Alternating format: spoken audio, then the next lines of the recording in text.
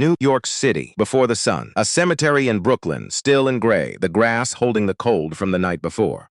One man, standing alone between the stones, not grieving, not praying. Something harder than both. He crouches down, places something at the base of a headstone. Old, carefully folded. He stands, doesn't look away. Across the river, the city is already moving, glass towers catching the first light. 42 floors of steel and ambition, a lobby with marble floors and crystal water pitchers, and a bench beside a maintenance door where in a few hours a man will be asked to wait. And wait he does, 27 minutes. Then a door opens on the 38th floor. 12 people in leather chairs. One man at the head of the table who has already decided, before briefcase opens, before a single word is spoken, what this meeting will cost. A hand extends across the table, and everything that follows begins with what happens next. Brooklyn, New York, 5:30 a.m. The cemetery was quiet at 5:30 in the morning, not the peaceful kind of quiet.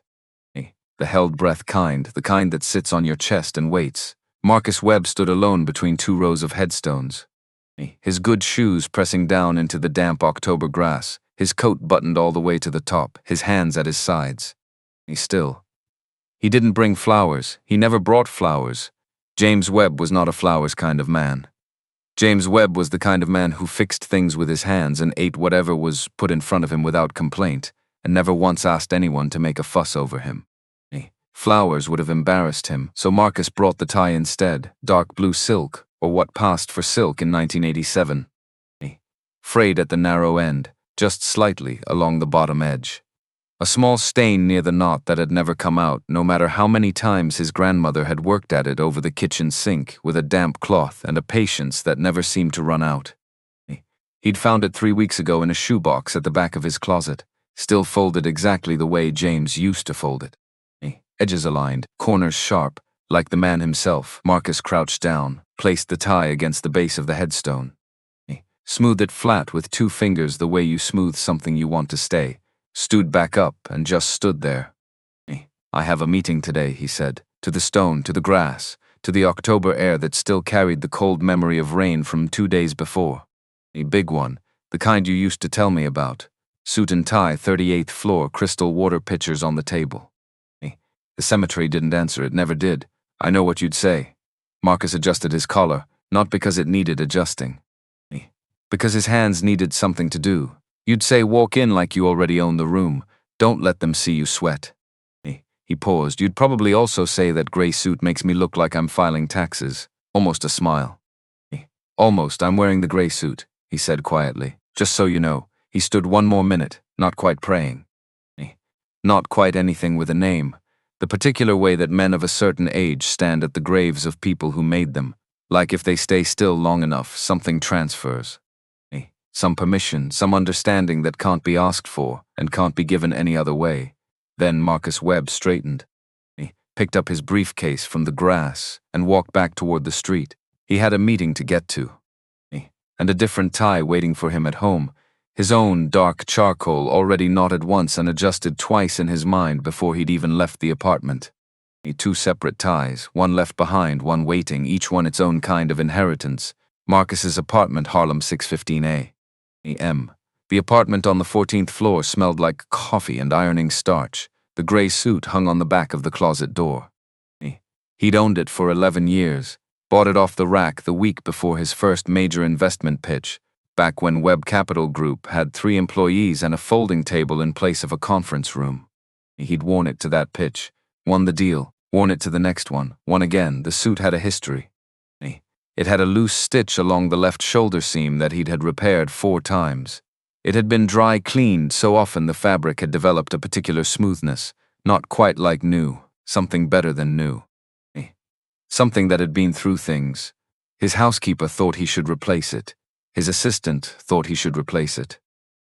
His daughter, Aliyah, thought he should replace it with something from this decade. Baba, she'd said last Christmas, eyeing it on its hanger with the specific horror of a 26-year-old who understood fashion as a form of argument. That suit is older than some of my classmates. It's a good suit. It's a gray suit. Those are not mutually exclusive. She'd made a face. He'd kept the suit.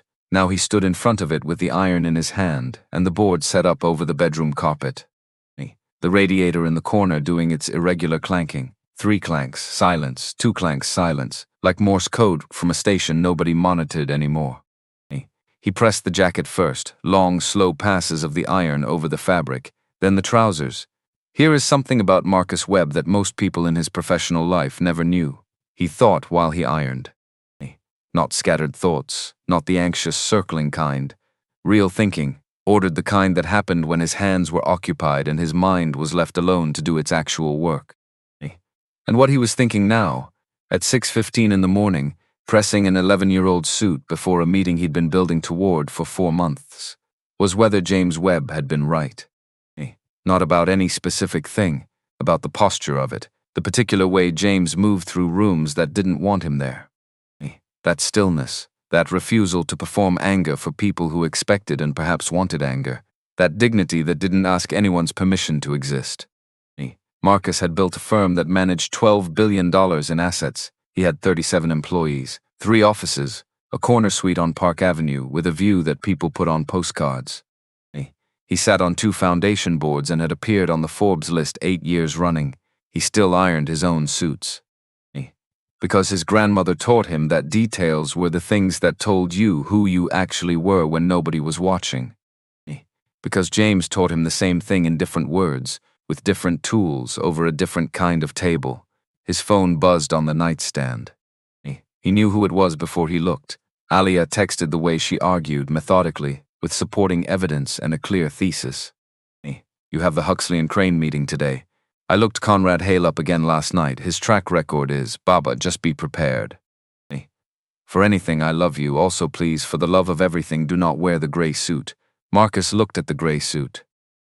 Set the phone down, picked it up again. Typed the gray suit and I have an understanding. Focus on your contracts seminar. I'll be fine. 3 dots appeared immediately. Then, I finished the seminar reading at 4 this morning. I'm at the library already. Don't change the subject. Are you actually okay? He stared at that last line longer than was probably necessary, Baba. He typed. I'm always okay, set the phone down. Looked at himself in the dresser mirror. Gray suit, white shirt, charcoal tie. His own tie, not James's. That one was in Brooklyn now, resting against a headstone in the October grass, doing its own kind of work. 52 years old, a few more lines around the eyes than there used to be, a few more threads of silver at the temples. The face of a man who had been in many rooms and had learned something in each one, not always what the room intended to teach him. He looked okay. He was okay. He put the jacket on, picked up his briefcase, the kind a high school teacher might carry, nothing announcing anything, and walked out. The door clicked shut behind him, soft, controlled, the way Marcus Webb closed most things. The A train 7:05 a.m. The A train at 7 in the morning was its own complete world. Marcus sat between a nurse in scrubs reading something on her phone and a teenage boy with earbuds in, head nodding to music Marcus couldn't hear. A construction worker across the aisle eating a breakfast sandwich with the folksed efficiency of a man who had 9 minutes and intended to use all of them. 2 women speaking quietly, in a language he didn't know, one laughing at something the other said, the laugh low and genuine, and completely at home in the noise of the car. Nobody looked at him twice. Just another man in a suit on the morning train. He liked that. More than most people in his tax bracket would probably understand. He liked that specific invisibility. The right to be unremarkable. The right to sit in a subway car and be nobody in particular and have that be enough. He opened his briefcase, took out the proposal, 68 pages, printed and bound, spiral spine, 4 months of work. 3 of those months shared with Nolan Graves, his managing partner, who had a habit of calling Marcus from his car in the parking garage at 10 at night because his wife and kids were asleep, and he didn't want to wake them, but he'd found something in the projections that couldn't wait until morning. Good man Nolan, precise, loyal. The kind of partner who didn't need to be in the room when the handshaking happened. He just needed to know the work was right. The work was right. Every projection built from verified data. Every chart constructed from scratch. Every assumption labeled clearly as an assumption rather than a fact, because Marcus Webb did not dress up uncertainty as certainty. He'd watched too many firms collapse from exactly that mistake. The gap between what the numbers actually said and what someone wanted them to say, papered over with confidence and good tailoring. Huxley and Crane Corporation was 42 years old. Mid-sized infrastructure and engineering firm.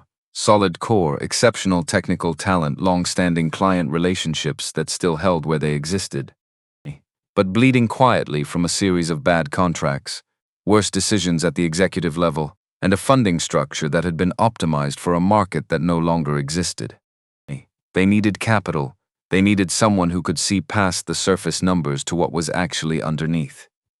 And what was actually underneath, if you looked carefully, was a company worth saving.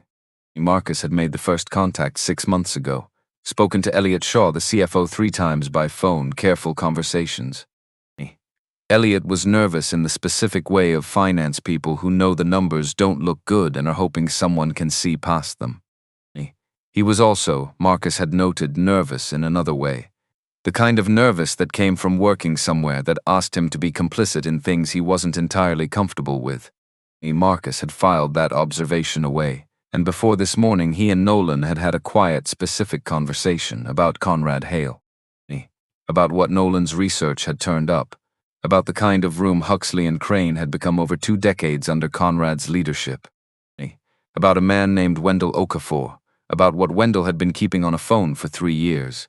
At the end of that conversation, Marcus had said, "Let's see what happens." "But be ready," Nolan had said, "already am." The train slowed into 59th Street. Marcus closed the proposal, replaced it in the briefcase. Stood, adjusted his jacket, and walked toward the doors. And whatever was coming, Huxley and Crane Corporation, Midtown Manhattan, 847 A.M. The lobby of Huxley and Crane's building was designed to make you feel small, not accidentally, deliberately, 30-foot ceilings. Marble floor in a pale gray that reflected the overhead lighting in a way that made the space seem to float. Brushed chrome on every surface that could hold chrome. The acoustics arranged so that every footstep produced a half-second echo, just enough delay to remind you that you were moving through someone else's space. Marcus had been in 100 lobbies like this one. He didn't feel small in them anymore. He'd stopped feeling small in them sometime in his late 30s, and now they mostly just struck him as expensive and slightly exhausting, like a person who never stops performing. He walked to the reception desk. The young woman behind it looked up from her screen. Her eyes moved across his face down to the gray suit, across to the briefcase, back up to his face. The full inventory, quick enough that most people wouldn't register it as a scan. Marcus registered it. "Marcus Webb," he said. 9 o'clock with the CFO. She looked at her screen, scrolled, checked again. Her expression stayed in the territory of professional neutrality, which in Marcus's experience covered a wide range of actual reactions. "Of course." She gestured somewhere to his left vaguely. "If you'll just wait over there. Not the waiting area." The waiting area was to his right, leather chairs, a low glass table with business publications fanned out across it, a dispenser of sparkling water with actual lemon slices floating inside it. She had gestured left. Marcus looked left. A wooden bench against the wall, beside a door marked maintenance. He looked back at her. She was already looking at her screen. He walked to the bench, sat down, placed the briefcase across his knees, and waited. Marcus Webb had a very accurate internal clock. It was something that had developed over years of meetings and negotiations, and the particular discipline of a man who valued other people's time precisely because he understood the cost of wasting it. At 9:17, he knew it was 9:17 without looking at his watch. At 9:24, he knew it was 9:24. At 9:32, when Elliot Shaw finally emerged from the elevator bank and crossed the lobby toward him, Marcus knew exactly how long he had been sitting on that bench beside the maintenance room door. 27 minutes. Elliot was tall, thin in the way of someone who forgot lunch more often than not, and moving at a pace that telegraphed apology before he opened his mouth. He had the look of a man who had been managing other people's messes for so long he'd forgotten what it felt like to walk into a room without bracing. "Mr. Webb." The apology was in the first syllable. "I'm so sorry for the wait. Please follow me." They rode the elevator in silence. Elliot pressed the button for the 38th floor and then stood very still, adjusted his watch, adjusted it again, put his hands in his pockets, took them out. Marcus watched the numbers change. He did not fill the silence. Some silences were information. This one told him several things, none of them surprising, all of them useful. The doors opened on 38, a long hallway, glass-walled offices on both sides. framed photographs of the company's founders at intervals along the walls, black and white, formal, the kind of institutional portraiture that says we have been here a long time and we intend to keep being here. At the end of the hallway, a set of double doors. Elliot held one open. Marcus walked through. Huxley and Crane boardroom, 38th floor, 9:35 a.m. The boardroom believed in itself.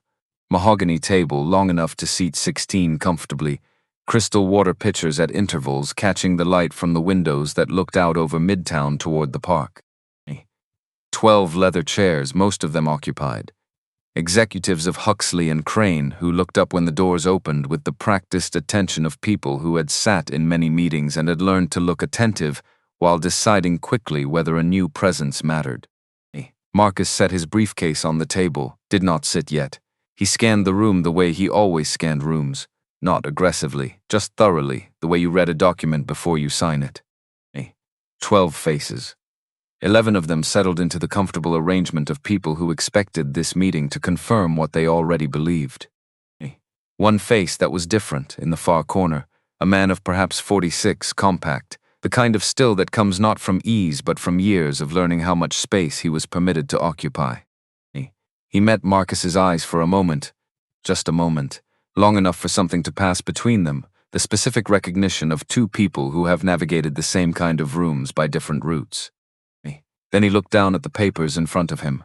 Wendell Okafor, 13 years at this company, and on the table in front of him, face down, a phone. Marcus noted it, filed it. Then the door at the far end of the room opened. Conrad Hale walked in the way certain men enter rooms they have decided they own. Not quickly, not slowly, at the pace of someone who has never had to wonder whether the room would wait for him, because it always had. Custom navy suit, the kind of cut that required 3 separate fittings, gold cufflinks that caught the light in the specific way of things designed to catch light. 61 years old, with the jaw-set confidence of a man who had been the most important person in most rooms he'd entered for the better part of 3 decades. He scanned the faces at the table, nodded at each one, then his eyes reached Marcus and stopped, a fraction of a second. Most people would have missed it, the barely there tightening along the jaw, the chin lifting, the nostrils flaring in the way that has nothing to do with smell. Marcus had been reading those fractions of a second his entire life. He knew exactly what he was looking at. Elliot. Conrad's voice was flat, directed at the CFO who had gone rigid in his chair. What is this? Elliot stood. Conrad, this is the investor I mentioned. This is Marcus. I can see what this is. 12 people at a mahogany table. 12 people who stopped breathing. Marcus extended his hand, steady, open, the most basic act of professional acknowledgement, a gesture that happened 10,000 times a day in buildings exactly like this one. 2 people meeting, one hand reaching toward another. Conrad looked at that hand, looked at Marcus's face, looked back at the hand. His upper lip moved, just slightly, don't touch me. 3 words, quiet, almost gentle, the kind of quiet that is not gentle at all. Marcus kept his hand where it was, steady, his eyes on Conrad's face with an expression that was simple enough to misread as blankness. It wasn't blankness. It was the deep, practiced patience of a man who had stood in this exact moment before. Not this room, not these words, but this moment, and had learned, over years, something that took years to learn. The moment was not about him. It was about the man in front of him, and what the man in front of him was revealing. Sir, Marcus said. Your CFO arranged this meeting. I have the proposal your team requested. I don't care who arranged it. Conrad's voice stayed level.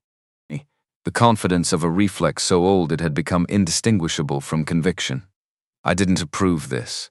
And I certainly didn't approve of someone like you walking into my boardroom as though you belong here. Someone like you.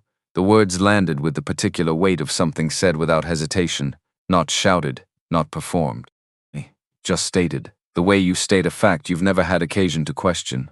Marcus let those words exist in the room for a moment. Let every person at that table hear them. Let the silence hold what it had just been given. Then, very calmly, someone like me. Not a question, a repetition. Offered back, clean, for Conrad to hear how it sounded from the outside. Conrad didn't blink. This company took me 24 years to build. Every client, every contract, every dollar, all of it mine, and I decide who sits at this table. He leaned forward just fractionally, the posture of a man who has used his size as a language his entire career. And you are not that person. In the corner, Wendell Okafor's jaw was tight enough that the muscles along his neck were visible. Elliot Shaw had gone the color of old paper. 11 other people looked at the water pitchers, at the windows, at the grain of the mahogany, at anything that was not the 3 feet of air between Conrad Hale and the man he had just told did not belong. Marcus lowered his hand slowly, then reached for his briefcase, opened it, removed the proposal. "If you'll give me 5 minutes," he said, "I can walk you through the investment structure." The numbers will. Conrad's hand came down flat on the top of the folder. The sound cracked through the room like something breaking. Pages scattered. 68 pages. 4 months of evenings and weekends and late phone calls in parking garages, sliding across polished mahogany as if they weighed nothing. As if they were nothing. Because to Conrad Hale, in this moment they were. Not because of what they said. Because of who had brought them. "I said I don't want to hear it," Conrad said. "Not from you. Not today. Not ever." And here is where the room expected something. A reaction, a protest. Raised voice or wounded silence, or the particular visible humiliation that would confirm for everyone present the story Conrad was telling about who Marcus Webb was and what he was worth. They did not get any of those things. Marcus looked at the pages spread across the table and started picking them up. 1 page at a time, not quickly, not with any sign of distress. The same methodical care with which he ironed his suits in the mornings, 1 long pass, then the next, then the next. He smoothed each page flat with his palm before he stacked it. He aligned the edges. He worked without commentary, without expression, without acknowledging that anyone else in the room existed. 12 people watched, not one of them moved to help, not one of them spoke. Conrad watched too, arms folded across his chest. Head tilted at a slight angle. The look of a man watching something he finds faintly baffling, like an insect doing something complicated for no apparent reason. "You know what your problem is?" Conrad said. Marcus continued stacking pages. "You people." The words dropped into the room like something Conrad had carried for a long time and saw no reason to put down. "You always think you can just walk in. Just show up, stand in rooms you were not built for. Act like the world owes you something for showing up." He paused. "You people," he said it twice, in front of 12 witnesses. Wendell Okafor closed his eyes for 1 second. Then opened them. His hand moved almost invisibly and rested on the face-down phone on the table in front of him. Marcus placed the last page into the folder, tapped the edges against the mahogany to align them, closed the cover. Placed his hand flat on top of it. Then he looked up at Conrad Hale. This was the moment that 11 of the 12 people in that room would later describe in depositions, in interviews, in quiet conversations with lawyers and journalists, and in some cases with their own families. The moment they would return to again and again, trying to put accurate language to something that had felt at the time impossible to look away from and impossible to fully explain.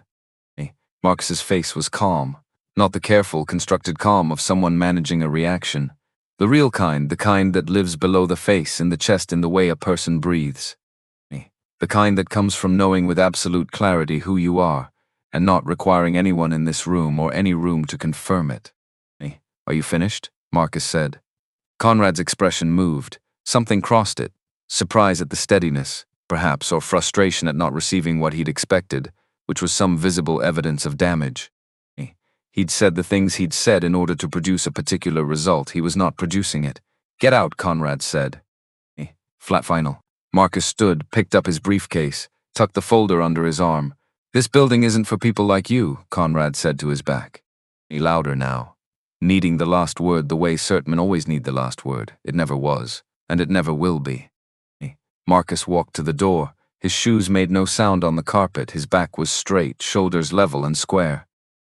He moved the way James Webb had moved out of a room 36 years ago, without theater, without display, with full and quiet possession of himself.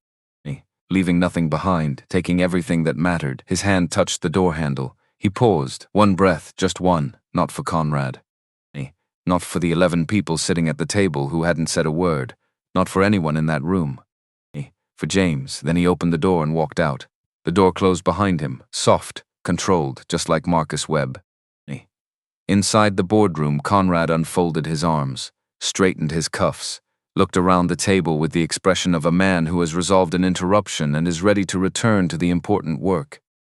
Now, he said, where were we? And the room obeyed, 'cause rooms like that always obeyed. The water pitchers sat untouched. The leather chairs held their occupants in place. 11 people who had just witnessed something opened their folders and picked up their pens and arranged their faces into the expressions of people for whom nothing significant had occurred. Wendell Okafor looked at the door, then down at the phone in front of him. His thumb moved, one small, quiet, deliberate press. Stop recording. He would check the audio quality later. In the privacy of the men's room down the hall, door locked, volume low.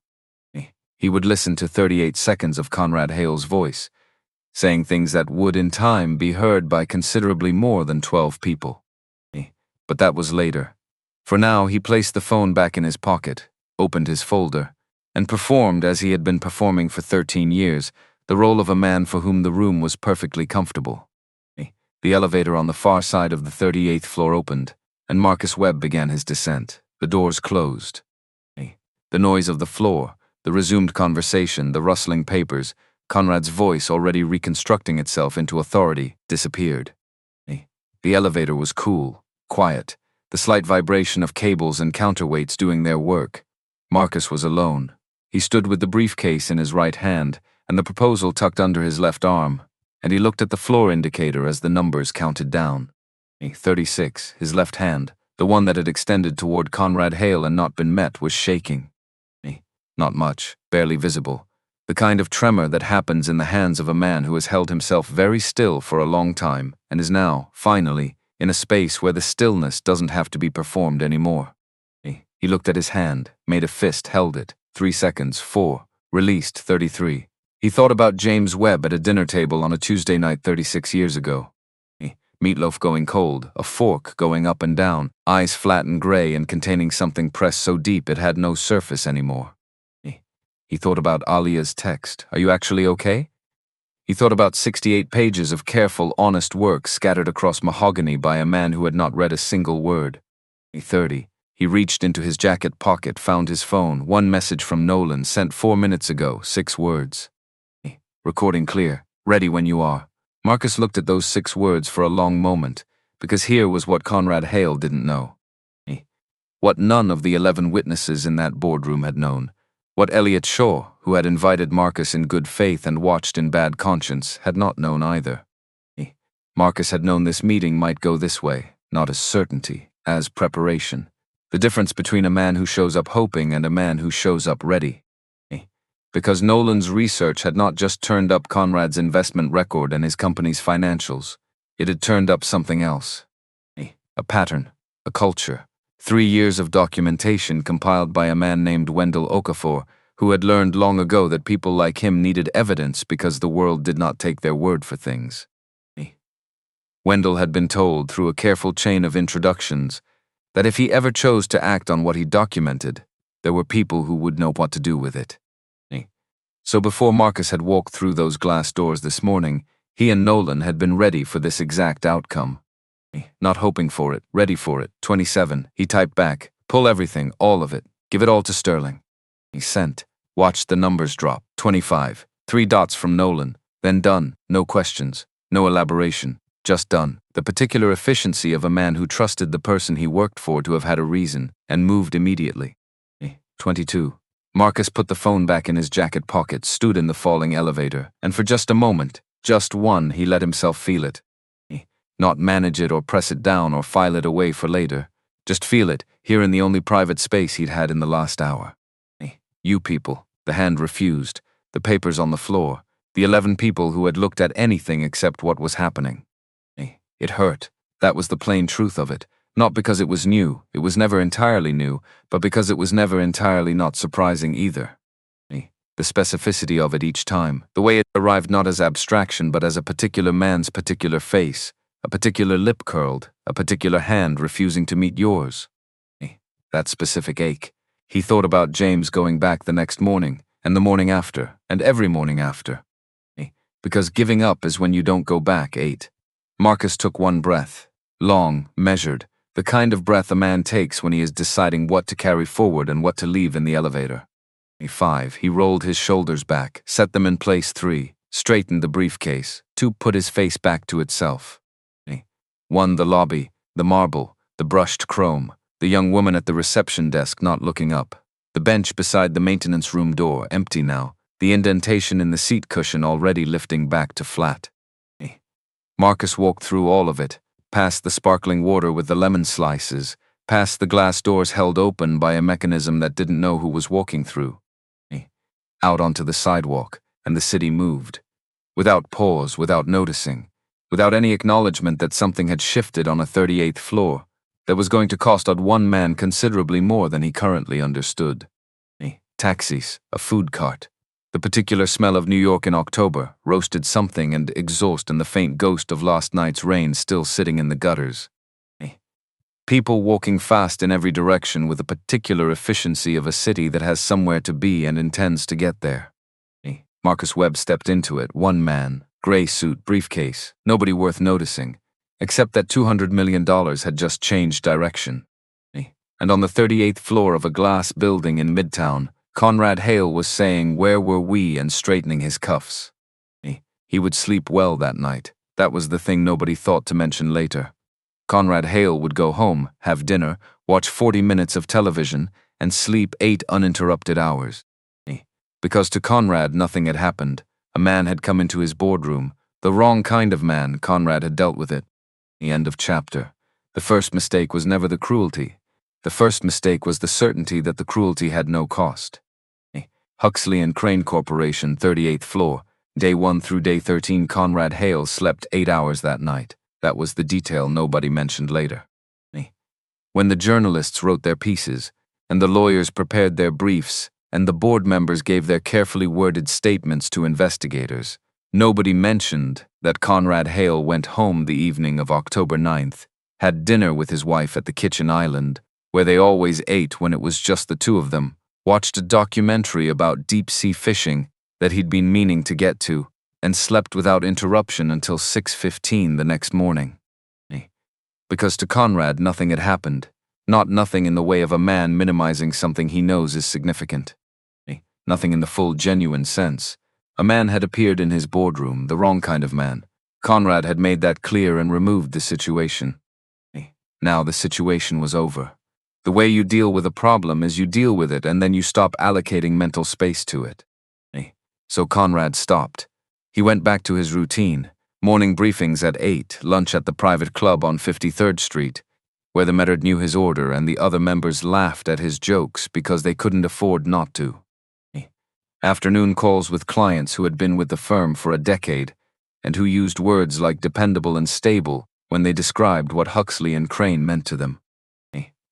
Evening drinks with men who dressed like him and talked like him and had arrived at the same conclusions about the world by entirely different routes, which they took as confirmation that the conclusions were correct. Life was orderly. Life made sense. He did not think about Marcus Webb, not once. Not even in the peripheral way that most people carry unresolved things, the half-thought that surfaces in the shower, the name that floats up in the space between waking and sleep. Conrad had a gift for complete compartmentalization. It was in many ways what had made him successful. The ability to put a thing in a box, close the lid, and move on without looking back. So the box was closed, and inside that box the world was shifting, not loudly, not dramatically. The world does not always announce itself when it's changing direction. Sometimes it moves the way water moves under ice, quietly, with great intention, building pressure you can't see until the surface gives. Day 1. A confirmation email sent from Webb Capital's offices, formal. 3 paragraphs, informing Nolan Graves's counterpart at the firm's external communications department that the parties had been unable to reach a mutual agreement and that Webb Capital was withdrawing from all further discussions regarding Huxley and Crane Corporation. A signed, dated, filed, Day 2. 3 phone calls between investment firms, not about Huxley and Crane directly, about due diligence. About the particular signals that experienced investors watch for in a market when an anchor firm makes an unexpected move. About what it means when a firm like Webb Capital, which does not make impulsive decisions and does not walk away from prepared deals without reason, walks away. Day 3. A lunch in Midtown between the managing director of Redstone Ventures and an old colleague who happened to mention in passing that he'd heard something interesting about the Huxley and Crane round. as something that the managing director filed away carefully, in the way careful investors file away some things for later consideration. Day 4, day 5, day 6. Each day a little more pressure building under ice that looked from above completely solid. Elliot Shaw could feel it. Not the specifics, he didn't have the specifics yet, but the particular anxiety of a man who knows he has left a door open and is waiting to hear what walks through it.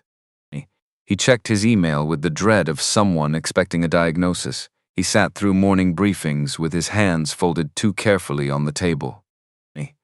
He poured himself one finger of bourbon when he got home each evening instead of his usual half, and he told his wife everything was fine, and he believed she believed him, and he lay awake until 2 in the morning looking at the ceiling.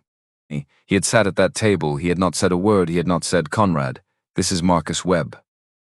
This is the man whose firm manages $12 billion. This is the anchor investor for our entire funding round. This is the man we have been building toward for 4 months." He had not said any of that, because he had been afraid. Of Conrad, of what Conrad would say, of what Conrad would do to Elliot's career, his position, his carefully maintained place in the room. And fear, in the particular form it takes in conference rooms on the 38th floor of glass buildings, is very quiet and very well dressed and looks almost exactly like professional discretion. Day 7 arrived. Elliot arrived at his office at 6:30 in the morning because he wasn't sleeping past 6 anymore. He made his own coffee because the administrative staff didn't come in until 8. He sat at his desk and opened his laptop and looked at his inbox.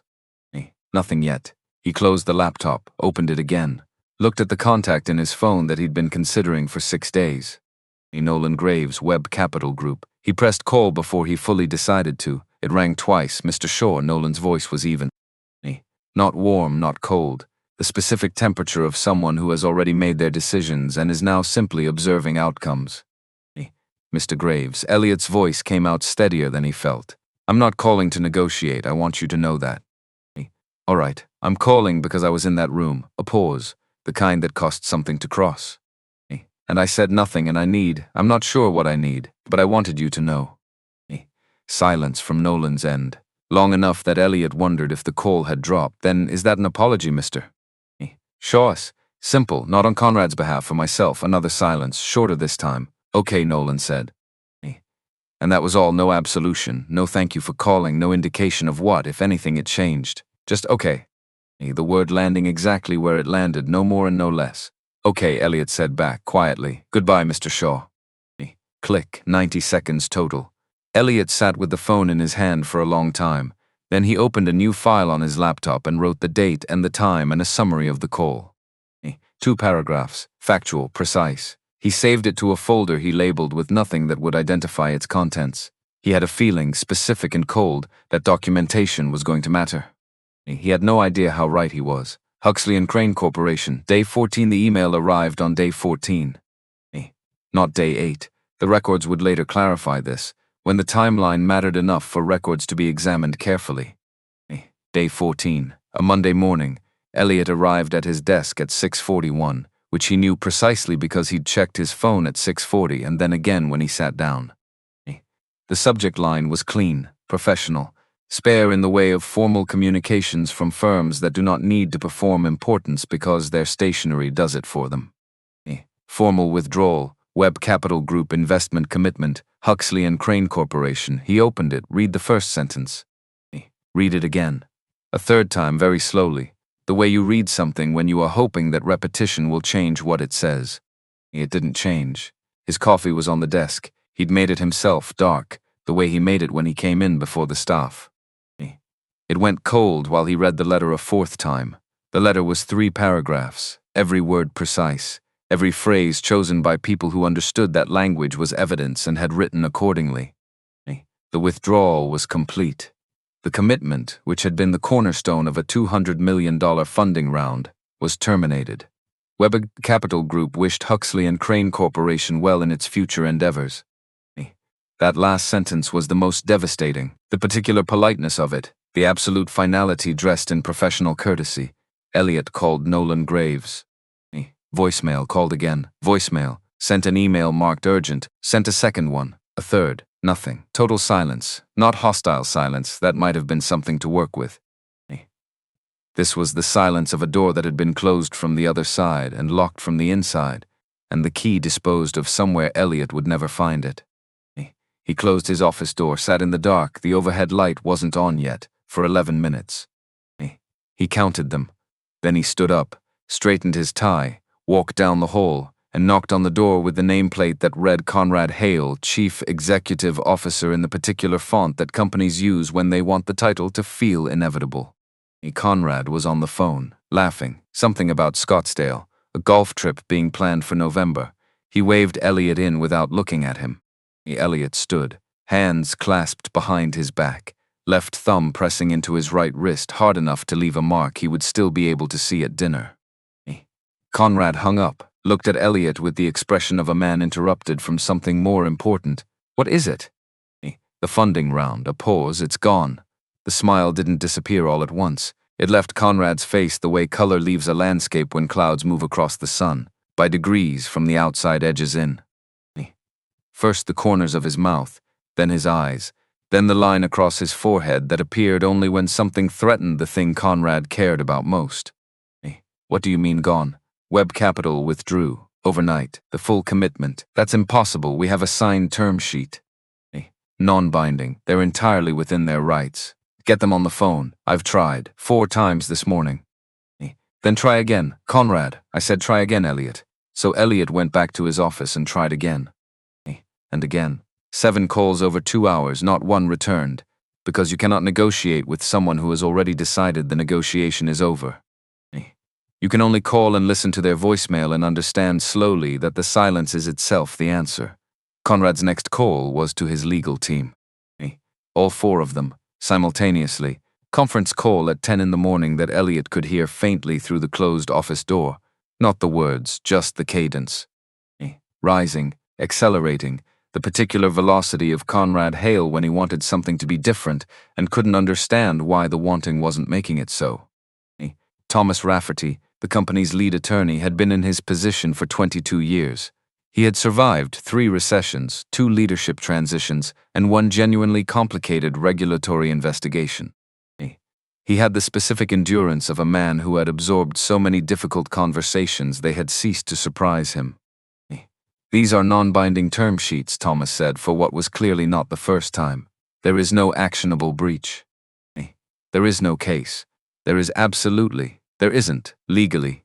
And I would strongly advise against any communication that could be construed as threatening toward a firm of Webb Capital's standing, or its principles, a beat." "Are you telling me I can't?" "I'm telling you," Thomas said, with the careful precision of a man who chooses words for their eventual utility as testimony, that pursuing litigation against Marcus Webb's firm would be the professional equivalent of throwing a single rock at a building and expecting the building to move. "Silence, then. You're fired." Thomas Rafferty was rehired at 2:15 that afternoon. Neither man mentioned the firing. They simply continued from where they had been before it, with the collective understanding that some things are said in the heat of a moment and exist afterward, only as evidence of the heat. By noon, the second domino moved. Redstone Ventures, the second largest investor in the round. Their managing partner called Elliot directly, not Conrad, a choice that was itself a communication, and the conversation lasted exactly 90 seconds. "We've reviewed our position. Without Webb Capital as lead, the risk profile changes significantly. We're stepping back, effective immediately. Click." By 3 in the afternoon, 2 more investors had followed, different firms, different voices, the same finality, the same careful language that said everything by saying very little. Without Webb Capital, the deal wasn't the deal. Everyone in the investment community understood this. The anchor investor wasn't just capital, it was signal. It was legitimacy. It was the thing that told every other investor that someone they trusted had looked at this opportunity carefully and decided it was worth their name. When that name was withdrawn, the signal changed, and signals in investment circles travel fast. Webb Capital Group, Park Avenue, day 14 noon. In a corner office 23 blocks north, Marcus Webb was eating lunch at his desk. Turkey sandwich, the place on the corner. He ordered from them 3 times a week because they got it right every time. And consistency was something Marcus valued in sandwiches the same way he valued it in people, because it was rarer than it should be, and worth acknowledging when you found it. Nolan appeared in the doorway at 12:17. He had the look of a man watching a prediction come true. Not satisfaction, exactly, something more careful than satisfaction. The awareness that being right about something bad is its own complicated feeling. "Redstone's out," Nolan said. Marcus took a bite of his sandwich. 2 more followed, and I'm getting signals that Meridian is reconsidering their position. Nolan leaned against the door frame. "The whole round is effectively gone." Marcus nodded, chewed, swallowed. "Sterling is ready to move the moment you confirm." "Confirm it." Nolan straightened full amount, plus the additional 100. A pause. Nolan doing the arithmetic, though he already knew it. "That's 300 million to Sterling Caldwell. I know what it is. Conrad Hale is going to understand exactly what that means. Sterling has been chasing his clients for 15 years. I know what it means, Nolan." A beat. Then Nolan nodded once. The nod of a man who trusts the person he works with to have arrived at a decision carefully. He turned to go. "Nolan," he stopped. Marcus looked at the sandwich, then at Nolan. "The press release goes out clean, facts only. No editorial. Nothing that sounds like a statement about anything other than business." "And the quote you mentioned?" Marcus had been thinking about the quote since the elevator. He'd turned it over on the A train heading back uptown, standing on the platform, walking the 4 blocks to the office, standing at his desk looking at the skyline for 20 minutes while Diane, his assistant, held his calls without being asked, because she'd worked with him long enough to recognize the 20-minute window look. "What do you say? When a man has called you an animal in front of 12 witnesses and refused your hand and scattered 68 pages of your work across a table, because he decided before you opened your briefcase that you were not worth the courtesy of a full sentence. When he has said you people twice in the same room, in front of the same 12 people, with the confidence of someone who has said it many times in private and found that it cost him nothing. What do you say? You could say a great deal. You could be precise and devastating. You could make sure every word landed exactly where it deserved to land." "Or 12 words," Marcus said. "That's all." Nolan waited. "I don't do business with companies that don't respect basic human dignity." Nolan wrote it down, read it back, looked up. "That's it? That's everything?" Because 12 words that were true were worth more than 12 paragraphs that were satisfying. And Marcus Webb had learned, over a long career and a longer life, that the things that lasted were the things that didn't need to explain themselves. Nolan left. Marcus finished his sandwich. Outside, the city moved with its ordinary relentlessness. 37 floors below, people walked fast in every direction with somewhere to be. Inside, Webb Capital's communications team was composing a press release. Nolan was making calls. The machinery of a decision already made was doing the work that decisions require. Marcus cleaned up from lunch, returned his calls, reviewed 2 separate contracts that needed his attention before end of day. Did all of it with the focused, unhurried competence of a man who had deposited his feelings somewhere private and was now doing his job. He called Aliyah at 5:30. She didn't answer. In the library probably, left a voicemail. Short, "Just call me when you're done." "I'm fine. I love you." He put the particular emphasis on "I'm fine" that a father puts on those words when he is mostly fine and wants the person he loves to hear the mostly without having to explain it. Then he went home, made dinner himself. Nothing elaborate. Something James Webb would have recognized as food. Protein, vegetable, heat applied appropriately. Ate it at his kitchen table without the television on and went to bed at 10:15. He slept 6 hours. Which for Marcus Webb counted as a good night. Various locations, day 18 through day 42, Aliyah Webb found the story at 10:47 at night. She wasn't looking for it. She was in the law library working on her contract seminar paper, 11 pages on implied covenant doctrine due in 9 days. The assignment rewarded careful attention, which she had inherited from a man who pressed his own suits and believed that details were where character actually lived. She had been there since 4 in the morning. She was on her 3rd coffee and the forward momentum of someone who had decided to finish something tonight. A news aggregator sidebar, financial coverage, small headline. Webb Capital withdraws from infrastructure investment, redirects capital to competitor. Her finger stopped. Webb Capital. She clicked, read it twice, then again slower, her eyes returning to certain phrases. Anchor investor, Huxley and Crane. Conrad Hale. The dates, the amounts, the timing. all of it arranging itself into a shape she recognized before she had words for it. She called her father 4 rings, then Aliyah Baba. She kept her voice low, library, but barely the web capital story. Huxley and Crane, is that you? Where are you? Library Baba, is that you? A pause that answered before he did. Yes. She closed her laptop, opened it, closed it again. Why didn't you tell me? You have your paper. Baba, Aliyah, tell me what happened, not a request. The voice she used when she actually needed to know. The voice he could never find a reason to redirect, so he told her all of it. Not the edited version, the full account. The bench by the maintenance door, the 27 minutes, Elliot's apologetic pace across the lobby, the boardroom, the hand that was extended and not taken. The papers on the floor and the picking up of them, one by one, in front of 12 people who watched and said nothing. What Conrad had said both times. The library was very quiet around her, someone 3 tables over typing steadily without looking up. The fluorescent lights doing their constant low hum. Outside the tall windows, the city attending to its own concerns. Aliyah didn't speak for a moment when Marcus finished. Then, are you okay? I'm always. Baba, don't. Silence. She waited. She had learned to wait from watching him. He had never taught it as a lesson, just modeled it through years of doing it until she understood by proximity what he understood by practice. It was a long day, Marcus said finally. From Marcus Webb, those 4 words were a full emotional disclosure. I'm coming over this weekend. You have your paper. I'll bring my paper. Aliyah Baba, her closing argument voice. Calm, immovable. The voice that her contracts professor had described in a margin note as possessing unusual natural authority. Why did you go? If you knew it might be like that, why did you still go? A long pause. Long enough that she heard him move somewhere in the apartment. And then Marcus said the real thing. Because I need you to never stand in that elevator, he said, and wonder whether you deserved it. The library hummed around her.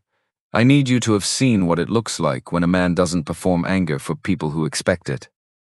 When he doesn't shrink, when he just does what he came to do and lets the rest of it be what it is. A pause. I need you to carry that memory into the rooms you'll walk into, Aliyah. The rooms that are waiting to see what you do. Dad, not Baba, Dad, the word she used when something was too large for the softer version. I'm fine, he said gentler. Go finish your paper. I hate you a little bit right now, I know. Okay, good night, Aliyah. She sat in the library for a long time after she hung up, not reading. Not moving. Just sitting in the stillness of someone who has just received something important and is deciding where inside themselves to place it.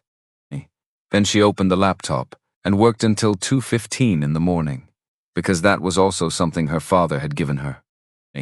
Meanwhile, inside Huxley and Crane, the bleeding that had been invisible became visible. Day 21. 3 active projects placed on hold pending funding resolution. The engineering team unable to process material orders. A municipal transit contract. 38 million, 18 months of relationship building to reach the table. Placed in jeopardy because the Transit Authority's procurement office required financial stability documentation that Huxley and Crane could no longer provide with confidence. Day 28. Conrad held a company-wide meeting, all staff, main conference room on the 20th floor. He stood at the front in a suit that cost more than the monthly mortgage payment of most people in the room, and talked about market conditions and temporary adjustments, and the fundamental resilience of a company built over 24 years. Nobody believed him, but nobody said so because that was still the operating agreement. The room obeyed until it didn't. Day 35, the layoffs began. 41 people called into HR over the course of a single day, each handed a separation agreement and a cardboard box. Each escorted out by security with the professionalism of people paid to make a humiliating process feel procedural. People who had been with the firm for 11 years. People who had just bought houses. People who had covered the desk outside Conrad's office every morning for 8 years and knew his coffee order from memory and had never once been late. None of them had been in that boardroom. None of them knew why this was happening. Wendell Okafor watched them go. From his desk, which faced the hallway, he had a clear line of sight to the elevator bank. He watched each person walk past with their box. He watched them press the button. He watched the doors close. He thought about Marisol Vega, 36 years old, 9 years at Huxley and Crane. The word exceptional had appeared in her performance reviews 6 times. She had been passed over for senior positions 4 times. Each time the role went to someone with fewer years and lighter skin. He thought about Terrell Booker, 28. Gone 2 years ago quietly, after a performance review conversation that Terrell had recorded on his phone and never told anyone about. Not because he was planning anything, because in 2 years at Huxley and Crane he had learned that you needed evidence. That your account of events alone was not always received the way other people's accounts were received. He thought about himself. 13 years, the phone on the conference table, 3 years of recordings accumulated not as strategy but as survival. The habit of a man who had learned, slowly and at cost, that memory was not always enough. He thought about Marcus Webb picking up pages from the floor, one by one, slowly, without hurrying, in front of 12 people who watched and said nothing. Wendell opened his desk drawer, looked at his phone, closed the drawer. Not yet, but soon across town Marisol Vega sat at her kitchen table with her husband Luis across from her. He had made dinner because she'd forgotten. He had been watching her for 2 weeks with the quiet attention of a man who loves someone and is waiting without pressure for them to be ready. That night she was ready. She talked for an hour and 40 minutes, 9 years of it, the meetings from which she had been removed because of the way she looked. The client-facing teams she had been kept from, the ideas credited to other names, the 6 performance reviews that called her exceptional, and the 4 promotion decisions that went to people with fewer years and a different appearance. Luis listened without interrupting. When she finished, he said, "Have you saved any of it?" She had saved everything. Every email, every memo, every word, stored in a folder on a personal drive that had nothing to do with company servers. Not because she had a plan, because she had always sensed, with the deep practical knowledge of someone who has been watching the rules applied unevenly for years, that one day documentation would be the difference between being heard and being managed. She just hadn't known for what, not yet, and in a different apartment across a different borough, Terrell Booker pulled his old phone from a drawer he hadn't opened in months. He plugged it in, waited for it to charge, found the file, 11 minutes and 43 seconds. A performance review, Conrad Hale's voice. Clear, unhurried, explaining ceilings and limitations in the natural order of professional trajectories in language that was careful enough to be deniable and clear enough to be unmistakable. Terrell listened to 30 seconds. Then he stopped the recording, set the phone on the kitchen counter, looked at it for a while. He was thinking about who he would call when the moment came now. 600 miles away in a building in Boston's financial district, Conrad Hale's son, Preston, was sitting at his own desk at 11:30 at night when his phone rang. His father's number. Preston was 30 years old. He worked at a mid-size investment fund. He wore suits that fit because his mother had taught him to care about such things. And he worked hard because his father had taught him that work was identity. And he had spent the last 3 days trying to reconcile those 2 inheritances with the audio clip that had been playing on financial news channels since yesterday morning. He answered. Preston. Conrad's voice had something in it that Preston had almost never heard there, not quite uncertainty. Something that lived adjacent to it. Dad. Preston kept his voice level. He was good at that. He had learned it young in rooms where his father's certainty filled all available space and the only dignified response was to match the temperature. I've been waiting for you to call. I wanted to explain, Dad, just the word, quiet. I heard the audio. Silence. Everyone heard the audio, Preston said. It's been on television for 2 days. The context of that meeting was Dad. Again, Preston's voice didn't rise. It didn't need to. I don't need context. I know what the words mean. I've known what those words mean my whole life. A pause. I just didn't know you said them. More silence. Longer this time. Preston looked at his desk. At the framed photograph there. Himself at 12 years old, his father's hand on his shoulder. Both of them at some company event. Both of them squinting into sun.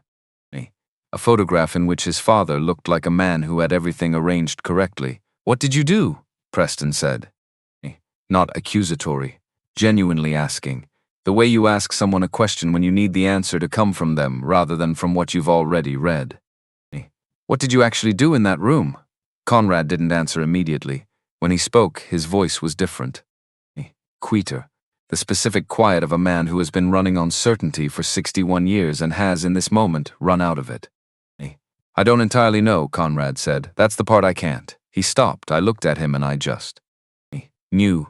Knew what? That he didn't. Conrad stopped again. The sentence had nowhere to go that wasn't worse than silence. Preston understood. He understood it in the way that children understand their parents' worst qualities. Not because they share them, but because they have spent a lifetime navigating around them. Okay, Preston said. Preston, I have to go, Dad. Not unkind, just done. We'll talk when there's something useful to say. He ended the call, sat at his desk for a long time. Then he looked at the photograph again. His father's hand on his shoulder, both of them squinting into sun. He put the photograph face down in the desk drawer and went back to work. Various locations, day 42 through day 46, Camille Forsyth received the first call on a Wednesday afternoon. She was at her desk at the Financial Register, working on a piece about infrastructure investment patterns in secondary markets. 6 weeks of reporting, solid material. The most interesting thing on her desk until the phone rang at 3:17, unknown number. She answered because she always answered unknown numbers. That was the discipline. Male voice, measured. The voice of someone who had rehearsed the decision to call more than the call itself. He didn't give his name. He said he thought she was thorough. He said there was something at a company called Huxley and Crane worth looking at. He said there was a man she should talk to, Wendell Okafor. She found Wendell's number through 2 introductions and called him that evening. He answered on the second ring. She explained the nature of the call, asked if he'd be willing to speak, off the record to start if he preferred. Wendell said no. She started to respond. Not off the record, Wendell said, on the record, with my name. A pause. You're sure? I've been sure for 3 years, Wendell said. I was just waiting for the moment to be right. They met the next morning, a coffee shop, 6 blocks from the Huxley and Crane building. Wendell arrived first, had already ordered, had the phone on the table between them before she sat down. 3 years of internal meeting recordings, performance review documentation, emails forwarded to personal accounts, patterns that, laid out with dates and names attached, told a story that was neither subtle nor ambiguous. Camille had been doing this work for 11 years. She recognized the shape of it immediately, and at the bottom of the folder on the phone. An audio file from October 9th, 38 seconds. She played it once with the volume low, then she set the phone down and looked at Wendell. He looked back at her with the steady, unhurried eyes of a man who has been carrying something for a long time and has finally placed it on a table in front of someone who can do something with it. How long have you had this? She asked. Since the morning it happened. You were recording. I recorded every meeting in that room for 3 years. He wrapped both hands around his coffee cup. When you are the only person in the room who looks like me, you learn that your account of events is sometimes received differently than other people's accounts of the same events. So I kept records. Camille looked at the audio file. I need to verify everything independently, I know. This will take time. I've had time, Wendell said. Take what you need. She spent the next 8 days making calls. To former employees who were no longer afraid of losing jobs they no longer had. To legal experts who could place what she was finding in regulatory context. To Marisol Vega, who answered on the first ring and said, I've been waiting for someone to ask. To Terrell Booker, who took 24 hours to return her call, and who, when he did, had a recording of his own. 11 minutes and 43 seconds of a performance review. Conrad Hale's voice, unhurried, explaining ceilings. On day 44, she had everything she needed. She filed the story at 9 in the morning. By 10, it was on every major financial aggregator. By noon, the audio clip was playing on 3 cable news channels. 38 seconds. Conrad Hale's voice in his own boardroom, saying what he had said without hesitation because it had felt, in that moment, like simply stating the obvious. Who let this animal into my boardroom? Don't you dare touch me with those hands. You people disgust me. Elliot Shaw heard it on the radio driving to work. He pulled over on the West Side Highway and sat with the engine running and the radio still going and his hands resting in his lap as if he had simply forgotten what hands were for. He had heard those words before. He had been in the room when they were said. He had looked at the water pitchers while they were being said. And hearing them now, through a car radio speaker on a Wednesday morning, was its own education in the difference between being present for something and actually hearing it. He started the car, drove to the office, took the elevator to the 38th floor, did his job because doing his job was the only thing left he had control over. In a corner office on Park Avenue, Marcus Webb's assistant Diane placed a stack of media requests on his desk.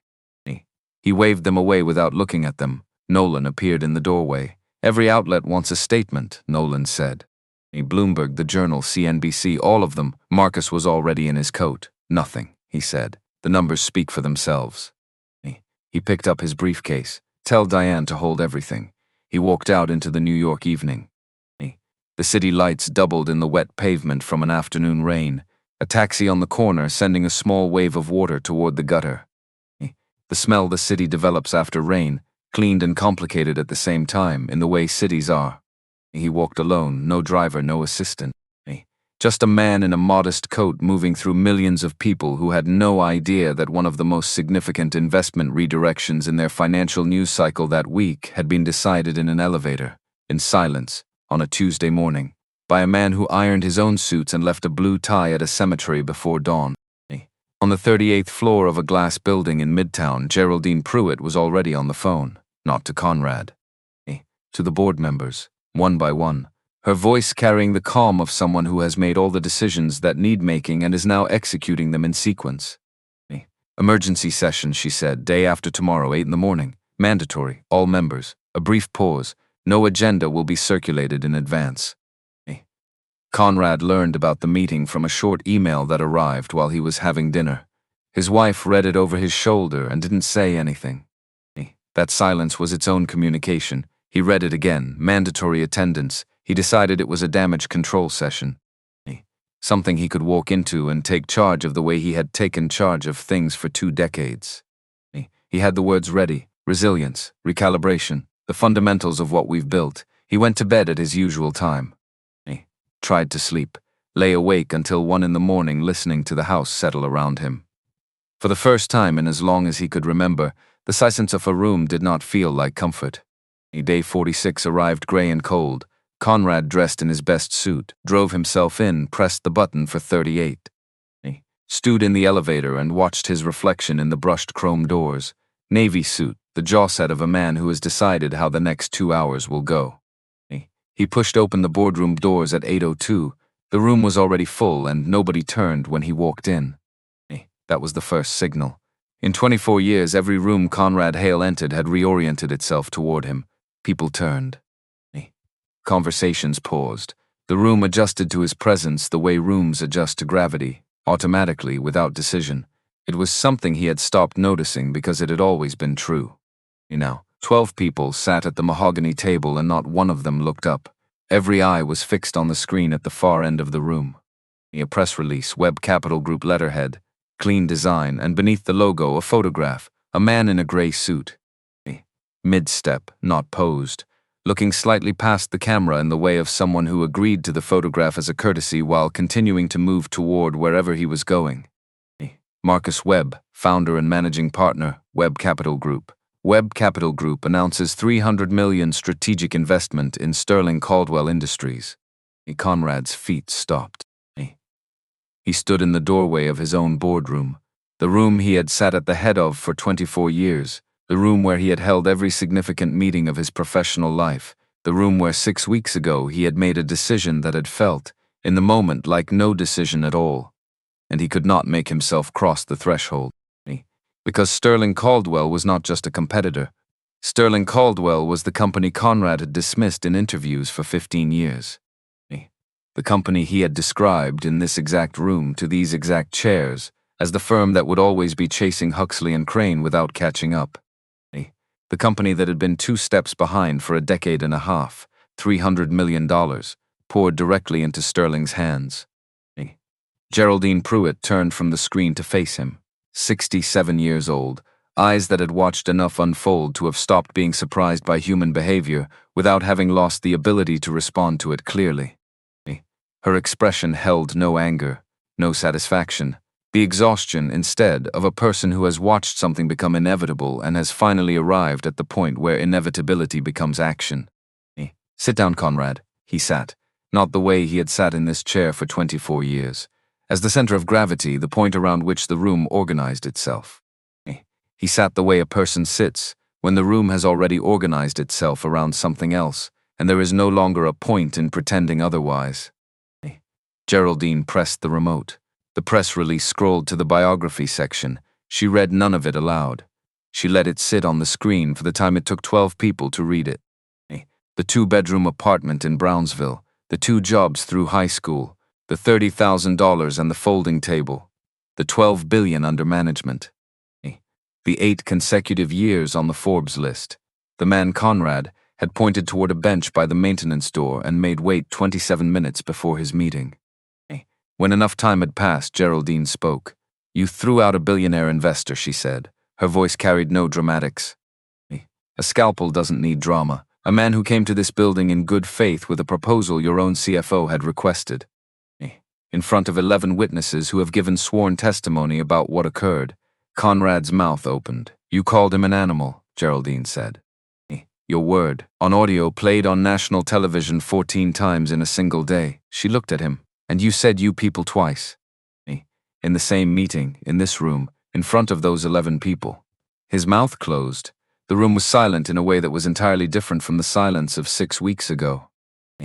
Then the silence had been the silence of people who chose not to speak, the silence of compliance, of fear, of calculation about what dissent would cost them. A silence that protected Conrad by surrounding him. This silence was the opposite. This was the silence of 12 people who had already made their decisions and were waiting for the formality of a vote to confirm what had already been decided. Not protective, not surrounding anyone, just present like weather after a storm has already passed. Thomas Rafferty spoke from midway down the table. Careful, legal, every word chosen for its potential as future documentation. "The press release went live at 6 this morning," Thomas said. "It includes a statement from Mr. Webb." He read it. "I don't do business with companies that don't respect basic human dignity." 12 words, no anger in them, no threat, no performance of grievance. Just a precise, clean, devastating statement that said everything by saying almost nothing. The words of a man who understood that restraint, deployed correctly, carried more weight than any elaboration. Conrad stared at the photograph. Marcus Webb stared back with that expression, the one Conrad had stood 3 feet from in this room 6 weeks ago and had read as absence. As nothing worth engaging with. He understood it now. It was the expression of a man who had already won. Who had won before he left the building. Who had known, somewhere between the 38th floor and the lobby, exactly how this was going to end. And who had not needed Conrad to know it. Geraldine stood, gathered her papers with the economy of a woman who has finished one task and is moving to the next. "The board will vote now on the matter of executive leadership," she said. "Conrad, I strongly recommend you contact personal legal counsel today. Not the company's, your own." She looked at him one last time. "What you did in this room 6 weeks ago was not a miscommunication," she said. "It was not a heated moment or a professional disagreement. You looked at a man and decided, before he opened his briefcase or said a word, that he did not deserve your basic courtesy. And then you acted on that decision, and you said so twice, out loud, in front of witnesses." Conrad said nothing. There was nothing left that would help. The vote was unanimous, every board member, no abstentions, no one who needed additional time. Conrad Hale was removed as Chief Executive Officer of Huxley and Crane Corporation, effective immediately. Security met him at the elevator. 2 men, professional, quiet in the disciplined way of people who do this without adding to its difficulty. They handed him a cardboard box and waited. He packed in silence, a framed degree, a crystal paperweight etched with the company's founding year. 2 photographs from industry events, himself shaking hands with people whose names he could still recall because they had mattered once in ways that now seemed very far away. He carried the box through the lobby, past the reception desk, past the waiting area with its leather chairs and sparkling water. Past the wooden bench beside the door marked maintenance. Empty now, just a bench, the most ordinary object in the room, where a man in a gray suit had sat for 27 minutes waiting to be acknowledged. The glass doors opened, October air, cold and indifferent. The doorman who had said good morning to Conrad every workday for 12 years looked straight ahead and said nothing. Nobody said goodbye. Conrad walked to the car, put the box in the back seat, sat behind the wheel without starting the engine. Looked at the building through the windshield. 42 years old, that building, older than the version of the company Conrad had inherited and reshaped in his own image. Still standing, already in some real sense no longer his, he started the engine and drove. Huxley and Crane Boardroom, 38th floor, day 46, 8A. E.M. Conrad dressed carefully that morning. Not because he was nervous. Conrad Hale did not get nervous. He got prepared. There was a difference in his mind, and the difference mattered. Nervous was what happened to people who weren't certain of their position, and Conrad was always certain of his position. So he pressed his best suit himself, which he hadn't done in years. And he selected the cufflinks he'd worn to the company's 20th anniversary dinner, and he stood in front of the bathroom mirror and practiced nothing so much as a posture. The posture of a man managing a difficult moment with the gravity it deserved, resilience, leadership in conditions that tested lesser people.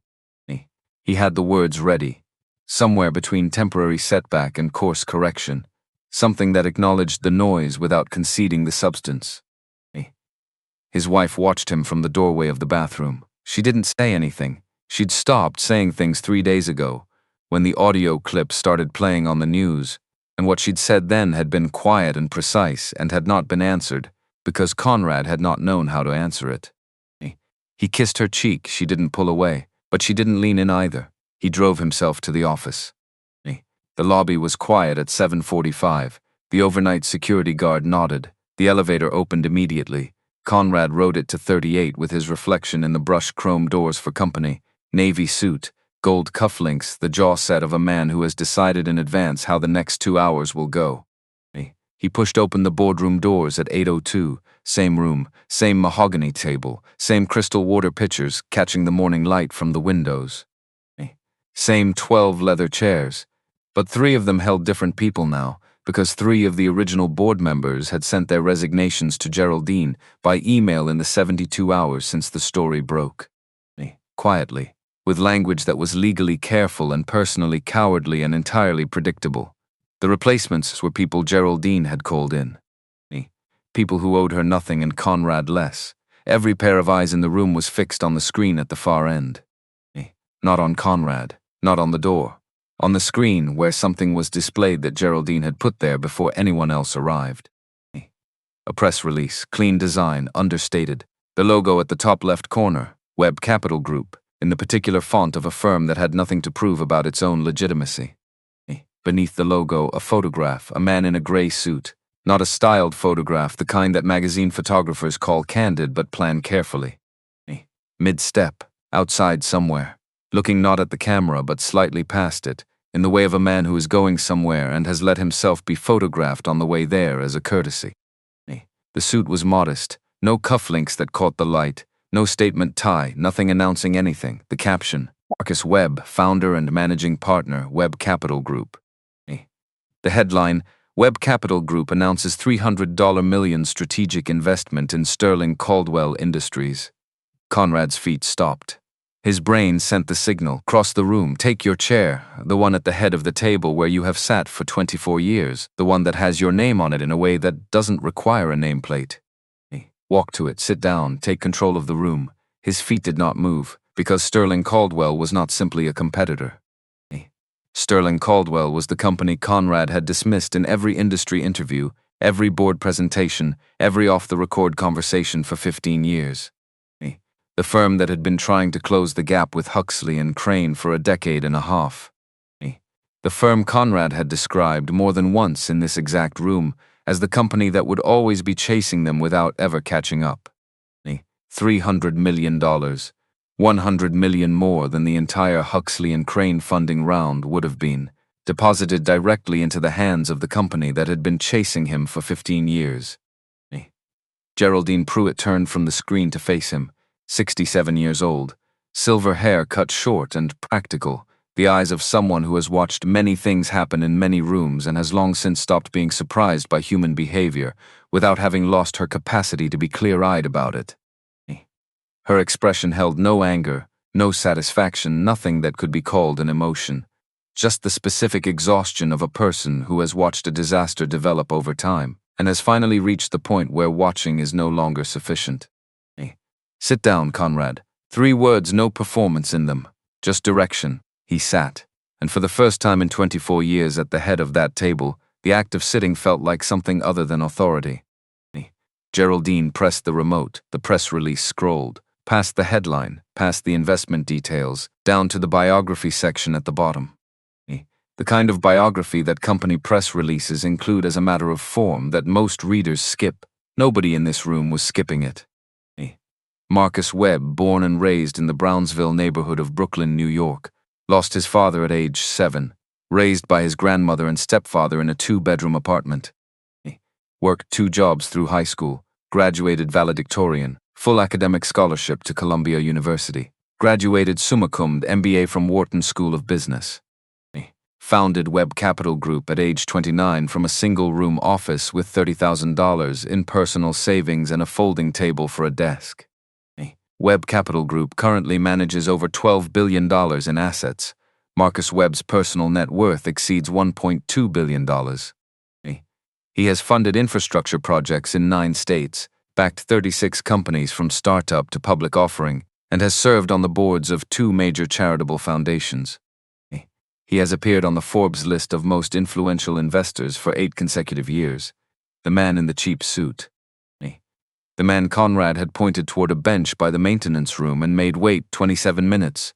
The man whose hand Conrad had looked at and refused. The man he had called an animal. In front of 12 witnesses, one of whom had been recording, Thomas Rafferty, company attorney present because Geraldine had required all relevant parties, spoke from his seat midway down the table. His voice was careful in the way of someone who knows that every word he says in this room may eventually be read back to him. The press release went live at 6 this morning, Thomas said. It's been picked up by Bloomberg, Reuters, the Wall Street Journal, and every major financial news outlet. By this evening, it will be the dominant story in every business publication in the country. A pause. It includes a quote from Mr. Webb. Conrad looked at Thomas. Thomas read from the screen without looking up. 12 words. I don't do business with companies that don't respect basic human dignity. The room absorbed them. The way a room absorbs something that has been said precisely, not with drama but with the particular weight of language that doesn't need decoration. Conrad stared at the photograph. Marcus Webb stared back, that expression. The one Conrad had stood 3 feet from in this room and had misread as absence, as passivity, as the blank face of a man receiving what he was being given. He understood it now for what it was. It was Marcus Webb already knowing how this ended. Already having ended it, in the elevator, on the way down, before the lobby doors had even opened. The expression of a man who had made his decision and was at peace with it, and had nothing left to prove to anyone in the room.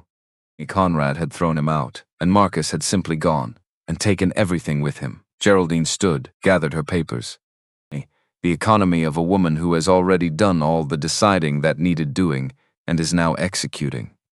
The board will vote at the conclusion of this meeting on the matter of executive leadership, she said. Her voice stayed level. A scalpel stays level.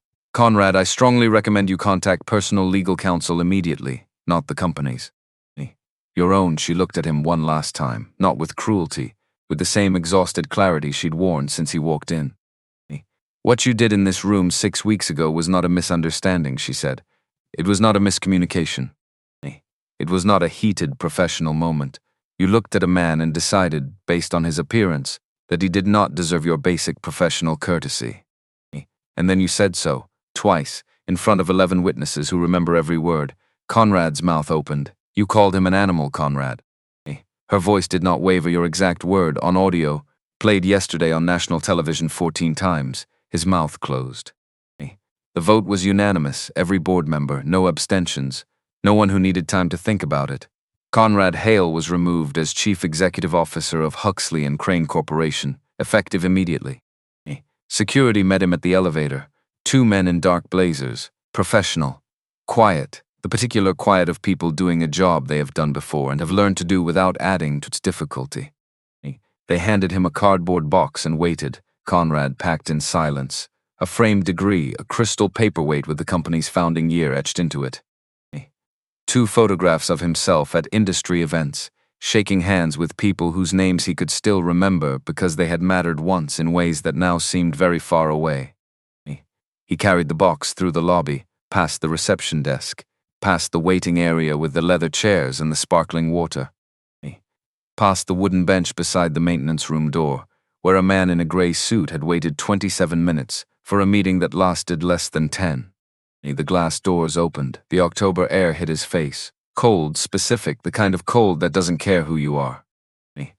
The doorman who had said good morning to Conrad every workday for 12 years looked straight ahead and said nothing. Nobody said goodbye. Conrad walked to the car, put the box in the back seat, sat in the driver's seat for a moment without starting the engine, and then drove away from the building he had put his name on in the specific way that men put their names on things. Not with a signature, but with a conviction that the name and the thing were the same. Inseparable, permanent. He drove north. Southern District of New York. 6 months later, the gray suit went to the dry cleaner on a Thursday. Marcus dropped it off himself. Same shop on Amsterdam Avenue he'd been using for 11 years. Estelle behind the counter, who had pressed this suit enough times to know its particular geography. The left shoulder seam that needed watching, the way the fabric held its crease better when the iron moved slowly. She took it without comment and told him Saturday. He said thank you and walked back to the office. He picked it up on Saturday morning. He hung it on the back of the closet door, stood in front of it for a while. The trial started Monday. His attorney, Priscilla Odom, had advised him against it. Not the lawsuit, the gray one. She'd sat across from him in her office 2 weeks before the trial began, 31 years of civil rights law in the specific set of her shoulders, and said, wear something that reads as establishment. Something that tells the jury immediately who they're looking at. Something that communicates $12 billion, she'd said. I understand what you're saying, Marcus had told her. Good, I'm wearing the gray suit. A pause. Mark the gray suit, Priscilla. She had looked at him for a long moment. The way she looked at things when she was deciding whether to push. Then something shifted in her expression. Not concession, something closer to comprehension. Tell me why, she said. He told her. About James, about the dinner table. About a Tuesday night in November 36 years ago when a man came home 2 hours late and sat down in front of a plate of cold meatloaf and said 4 words that had traveled, somehow, all the way here. Priscilla listened without interrupting. When he finished, she said, be at the courthouse at 8. The Southern District of New York courthouse on a Monday morning in April had the quality of all courthouses. The weight of accumulated decisions pressing down on the architecture. The specific solemnity of a place that has been the site of both justice and its absence enough times that it no longer distinguishes between them from the outside. The building simply stands. What happens inside it is up to the people who walk through the doors. Marcus walked through at 7:58. Gray suit, white shirt, charcoal tie, his own, the one he'd worn to 100 meetings. The briefcase, not because he needed it but because it was his and he was bringing himself completely. He sat at the plaintiff's table with Priscilla to his left and her associate to his right, and he looked at the courtroom the way he looked at every room he entered, thoroughly, without performance, taking note of what was there. The jury box held 12 people, 8 women, 4 men, a range of ages, the oldest perhaps 70, the youngest perhaps 30. A range of everything, the particular cross-section of a city jury that is, despite everything, still the best mechanism anyone has invented for asking ordinary people to decide extraordinary things. Marcus looked at them, not to persuade, not yet, just to see them. Day 3, Priscilla called Marcus to the stand. He walked to the witness chair in the gray suit, sat down, folded his hands on the railing in front of him. Looked at Priscilla. She approached. Mr. Webb, she said, you are wearing today the same suit you wore to the meeting at Huxley and Crane Corporation on the morning of October 9th. Is that correct? It is. Can you tell the court why? Marcus looked at the jury, not at the judge. Not at Conrad's table, at the 12 people who had been asked to decide something. My stepfather's name was James Webb, he said. He raised me from the time I was 9 years old. He was a careful man, quiet. He worked 31 years without missing a day that wasn't medical. He fixed things with his hands, and he didn't complain about much, and he went back every morning to a job that didn't always treat him the way his work deserved. The courtroom was still. When I was 16, he was asked to leave a business meeting, escorted out, in front of people. For reasons that had nothing to do with his qualifications or his work or anything he had done. Marcus paused. Not for effect, because the next part required care. He came home that night and he sat at our dinner table and he didn't say a word about it. I asked him why he hadn't fought back. He told me they weren't worth the sound of his voice raised. One of the jurors, second row, center, a woman somewhere in her late 60s, silver hair, the specific attentiveness of someone who has learned to listen carefully because listening carefully has cost her something in the past, pressed her lips together. He went back the next morning, Marcus continued, and every morning after that, because he told me that giving up isn't staying quiet. Giving up is when you don't go back. He looked down at the jacket. He never had a courtroom, he said. He never had 12 witnesses. He never had 38 seconds of recorded audio. He had a dinner table and a cold plate of food and a 16-year-old boy asking the wrong questions for the right reasons. He looked back up. I wore this suit today so that he could be here, so that something of him could be in this room in whatever way those things work. So that what happened to him, which happened quietly, without witnesses, without record, could be part of what this court considers when it considers what happened to me. The woman in the second row was no longer pressing her lips together. The courtroom held its silence the way good silence is held, not awkwardly, not emptily, but with the weight of something having been said that deserved the space around it. Priscilla let it breathe, then, "Thank you, Mr. Webb." Day 7. Conrad Hale took the stand. Jeffrey Brandt, Conrad's attorney, had prepared him for 6 days. Jeffrey was experienced in exactly this kind of case, the kind where the facts were not in dispute and the only available strategy was context. Framing, the language of human complexity applied to human failure. He had coached Conrad carefully. Do not get defensive. Do not explain unless asked. Answer only what is put to you. Let me do the work. Conrad had nodded each time, said he understood. He sat in the witness chair in a suit that was, objectively, better than the gray one across the room. And he looked smaller in it than Marcus had looked in his. Jeffrey walked him through the morning of October 9th with careful, leading questions. The professional pressure, the unexpected nature of the meeting, the communication failures that had led to a situation where Conrad had not been adequately prepared. The heat of the moment, the language of a man who had misspoken under conditions of stress, and then Priscilla stood up. She approached the witness stand without hurrying. She had the particular quality of a trial lawyer at the height of their powers, the absolute economy of movement, nothing wasted, nothing performed, every action in service of a single purpose. "Mr. Hale," she said, "I'd like to play something for the court." She pressed a button on the laptop connected to the room's audio system. 38 seconds, Conrad's voice, in his own boardroom, on the morning of October 9th, every word in the order he had said them, at the volume he had chosen, with the tone he had used because it had felt, in that moment, like simply stating the obvious. Who let this animal into my boardroom? The courtroom received it without movement, the way a body receives something it has been bracing for, not with drama, but with the particular stillness of impact absorbed. Don't you dare touch me with those hands. At the plaintiff's table, Marcus looked at the surface in front of him. Not at Conrad, not at the jury, at nothing in particular, in the way of a person listening to something that is still, even now, difficult to receive. You people disgust me. Priscilla let the silence after the recording exist for 5 full seconds. Then she looked at Conrad. "Mr. Hale, is that your voice?" Conrad's jaw worked. "Yes. Is that your boardroom?" "Yes. Is that you refusing to shake the hand of a man who had traveled to your offices for a scheduled meeting?" Jeffrey was on his feet. "Objection. Compound question." "I'll simplify," Priscilla said. "Mr. Hale, did you refuse to shake Marcus Webb's hand on the morning of October 9th? Conrad looked at his hands on the railing, both of them, the hands that had not extended, the hands that had come down flat on a folder and sent 68 pages across polished mahogany. "Yes," he said. "And when you used the phrase 'someone like you,' which 11 witnesses have testified you said twice, in the same meeting within the same 10 minutes, what did you mean?" Jeffrey, objection calls for speculation. He said the words, "Your Honor." Overruled. Answer the question, Mr. Hale. Conrad looked at Priscilla, then at the jury, then involuntary, the way the eye moves towards something it recognizes before the brain gives permission, at Marcus. Marcus was still looking at the table. Still. Patient in the way of someone who has already done everything that needed to be done and is now simply present for the accounting. "I meant," Conrad stopped. The coaching in his head said, "Don't explain." But his mouth kept moving because silence felt in that moment more incriminating than words, though he was wrong about that.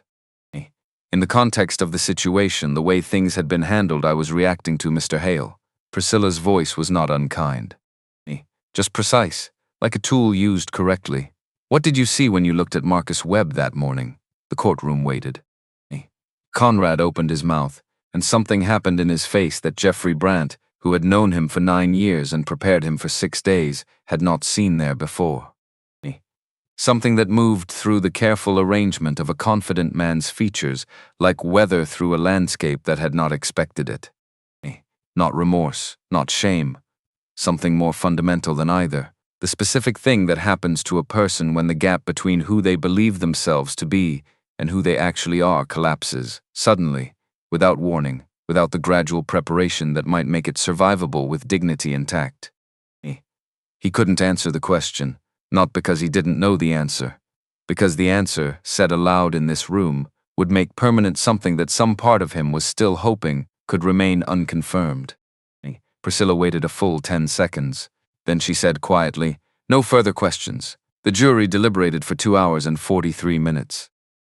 Guilty on all counts: racial discrimination, defamation, intentional infliction of emotional distress, personal damages, $9.5 million. The judge delivered her statement into the official record. Every word chosen with the awareness that it would be read again. Mr. Hale, you did not simply insult a man. You weaponized your position, your authority, and your prejudice to strip another human being of his dignity. You did so publicly. You did so deliberately, and you did so because you believed that the color of his skin made him less than you. This court finds your conduct not merely unprofessional but intentionally cruel. And this verdict reflects not just the harm done to Mr. Webb, but the message this court sends to anyone who believes that power excuses contempt. The gallery was quiet when she finished. Not the silence of shock, the silence of something having been said correctly. The particular quiet that settles over a room when the right words have finally arrived, and everyone present is deciding where inside themselves to put them. At the plaintiff's table, Priscilla placed her hand briefly on Marcus's arm, said nothing, didn't need to. Marcus nodded once. Looked at the table in front of him, then looked up at the window on the far wall of the courtroom, where the afternoon light was coming through in the way that April light comes through windows, clean and specific and indifferent to what was happening below it. He had things to do. Brooklyn, New York, the same morning Marcus Webb was not in the courtroom when the verdict was read. This was the detail that traveled farthest, that got repeated in offices and over dinners, and in the particular conversations that women of a certain age have with each other when something in the news catches them in the chest and won't let go. Not the verdict itself. The verdict was expected by anyone who had listened to 38 seconds of audio, not the damages. Not even the judge's statement, though that traveled too. The detail that people returned to was this: Marcus Webb was in Brooklyn. Specifically, he was sitting on a folding chair in a building 3 blocks from where he'd grown up, drinking coffee from a paper cup, talking to a contractor about electrical outlet placement. The building was half finished, plywood floors, drywall that had been mudded but not yet sanded smooth, extension cords running from a generator to work lights that made everything look slightly golden in the April morning. The smell of fresh lumber and joint compound and the particular cold of a space that has not yet learned to hold heat. Nolan called at 11:47. Marcus answered on the second ring. He was mid-sentence with the contractor, who stepped back and occupied himself with a measuring tape while Marcus took the call. The courtesy of a working man recognizing another working man's business. "Guilty," Nolan said. "All counts, 9-5. Marcus looked at the unfinished wall in front of him. At the space where a window would go, already framed, waiting for glass, open to the April air right now so that the sounds of the street came through. A car, someone calling out to someone, the particular texture of a Brooklyn morning. "All right," he said. "Marcus," Nolan started. "Thank you, Nolan." He ended the call, put the phone in his pocket, turned back to the contractor. "You were saying about the east wall," Marcus said. The contractor looked at him for a moment. Then, "Right? East wall. The way the room is oriented, if we put the outlets at standard height, they're going to be behind where the chairs sit. I'd recommend dropping them 6 inches and— Do that, Marcus said. Whatever makes the room work for the people in it. The contractor nodded and went back to his measuring tape. Marcus finished his coffee. Outside, on the brick wall facing the street, a brass plaque had been mounted that morning. Marcus had approved the text 3 weeks ago. Simple lettering, no flourishes, the kind of thing that doesn't need to announce itself. The James Webb Entrepreneurship Center, founded to prove that where you start does not determine where you finish, not Marcus's name. James's, the man who had never had a courtroom, who had never had 12 witnesses or 38 seconds of audio or a judge reading a statement into the official record. Who had sat at a dinner table on a Tuesday night with a plate of cold food and a boy across from him asking hard questions and had answered them as honestly as he knew how. Who had gone back the next morning because that was what you did. Various locations, the months after Conrad Hale moved to a rented house in upstate New York in November. 2 bedrooms, white paint peeling from the wooden shutters in long strips, like something slowly revealing what was underneath. A kitchen that admitted drafts from windows that had warped in their frames over years of winters nobody had attended to. A view from the main window of a residential street that went quiet by 8 in the evening and stayed quiet until 6 the next morning. He drove himself up, 1 car, the back seat holding 3 boxes that contained, in total, the portable evidence of a career, files, photographs, 2 awards from industry associations that had seemed important when he received them, and now seemed like objects from a different person's life. He had called Preston before he left. Preston had answered, listened while Conrad explained about the house, the plan, the temporary nature of the arrangement. There was a silence at the end of Conrad's explanation that lasted long enough to have its own meaning. "Okay, Dad," Preston said. Not, "Come stay with us."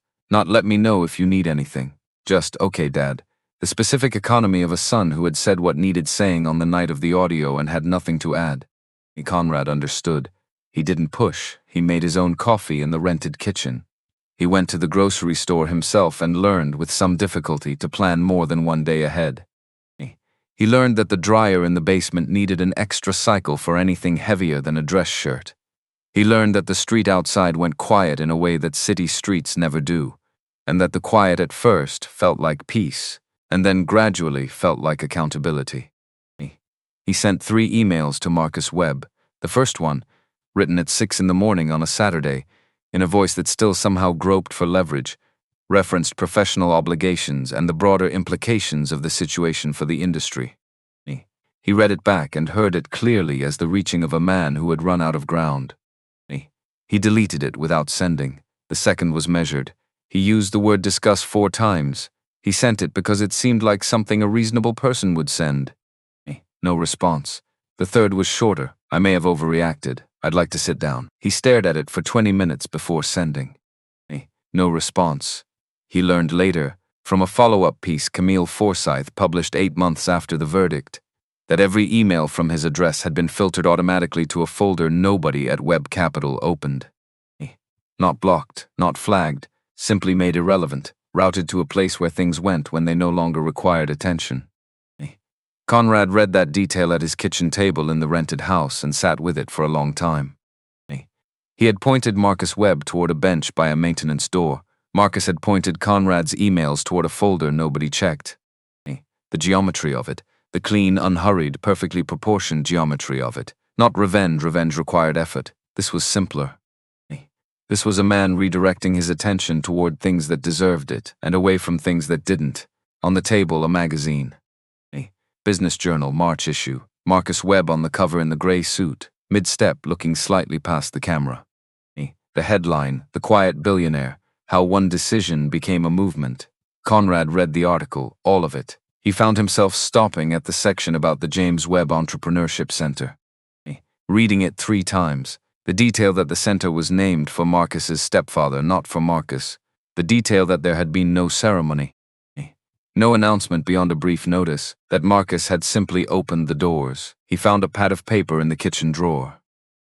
The kind of yellow legal pad that offices kept in bulk and that somehow always ended up in random drawers. A pen from the same drawer. He wrote a letter, 4 pages, longhand. He wrote it the way you write something when you know it will never be sent. without managing impression, without calculating effect. Just writing towards something true. He wrote about October 9th, about the moment he had seen Marcus extend his hand, about how fast the decision had been, how it had not felt like a decision at all, how it had felt like recognition, and how that was the part he kept returning to. Not that he had done it, that it had been so immediate. He wrote about the audio, about sitting in the boardroom of his own company and hearing his own voice say those words from the outside. About what it was like to hear himself the way other people had heard him, not as the narrator of his own story, but as a character in someone else's. He wrote about Preston, about that phone call, about "Okay, Dad," and the specific weight of everything left unsaid in those two words. He wrote, "I made my decision about you before you opened your mouth, before you did anything, before you were to me a person at all." He wrote, "I have been trying to understand how that is possible. I have been living with the answer." He folded the letter. He put it in an envelope, wrote Marcus Webb's name on the front, left it on the kitchen table for 3 days. Then put it in the drawer with the pad and the pen, closed the drawer. Some letters are written to move something inside the person writing them, rather than inside the person who would receive them. Marcus Webb did not owe Conrad Hale a response, did not owe him a conversation, a moment of attention, or the completion of Conrad's slow education in what he had done and why it had cost what it cost. That was Conrad's to carry, without receipt, without acknowledgement, as it should be. Elliot Shaw was appointed interim CEO on the same day the board voted. His first official act was not a strategic review or a restructuring announcement or a press statement. He had been composing what he actually wanted to do for 6 months, composing it in his head, then in writing, then revising it, then doing it again, because it needed to be right. He stood in the lobby of the Huxley and Crane building at 9 o'clock on a Thursday morning, not in a conference room, not behind a podium, in the lobby beside the reception desk, in front of the wooden bench beside the door marked maintenance. He had told the administrative staff the night before, anyone who wanted to attend was welcome, he would be brief. It was not mandatory. They came anyway, most of them, filling the marble lobby floor in clusters, holding coffee cups, reading his stillness as they walked in and adjusting accordingly. Elliot had no notes. He had written the words down enough times that they had moved from paper into him. He told them what had happened on October 9th, not the official version. There was no official version anymore. The actual version, the man who had arrived with a briefcase and a proposal, the bench beside the maintenance door. The 27 minutes, the boardroom, a hand extended toward another hand, what Conrad had said, and then he told them about himself. "I sat at that table," Elliot said. "I had spoken to Marcus Webb's office 4 times in 4 months. I had read his proposal. I knew exactly what was happening in that room and what it meant." He stopped, gathered the next sentence the way you gather something that keeps trying to escape. "And I said nothing, because I told myself it wasn't my place, because I calculated what speaking would cost me. Because I was afraid." His voice broke on that last word. He didn't stop. "I'm not asking anyone to forgive me for that. I'm telling you what I did because this building deserves to know what happened in its name, and because the only honest way to build something different from what this place has been, another stop, shorter this time, is to be accurate about what it was." He folded nothing because he had nothing to fold. He simply stopped speaking when he was done. The lobby was quiet for a moment. Then someone started clapping, slow at first, then faster, then the sound of it filling the marble space, not theatrical, not the applause of an audience, but the applause of people who had been waiting a long time to hear something honest said out loud in this building. Elliot nodded once, got back in the elevator, went to work. 3 weeks later, a white envelope arrived at his office. No return address. His name in handwriting on the front, unhurried, considered handwriting, the handwriting of someone who understood that how you wrote a name was part of what you said about the person it named. Inside, 1 sheet of plain white paper, no letterhead, no logo, 4 words. It took courage. "Thank you." W. Elliot read it standing at his desk, read it again. Then he slid it carefully into the center drawer, face up, in the spot where he would see it each time he opened that drawer. He left it there for all the years he remained in that office. When he finally left, promoted 4 years later, to a position at a firm he respected, he took the note with him. "Some things you don't leave behind." Wendell Okafor, joined the Independent Oversight Committee in January. He drove himself to his first meeting in a car he'd owned for 7 years. He parked in a lot that charged $12 an hour. Walked into a building that made no attempt to make him feel either large or small.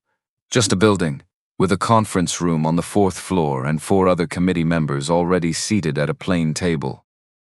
He sat down, opened the first file. He knew some of the names in those files. He knew them the way you know people you've worked beside for years. Not their full stories, but the particular details that accumulate when you share for a floor and a kitchen and a coffee machine that required 3 specific steps to operate. The engineer who arrived before 7 every morning. The analyst who kept a photograph of her 2 kids at her desk and updated it every school year. The administrative assistant who had covered the desk outside Conrad's office, and who had been the first person in the building to arrive on any given morning for 8 years.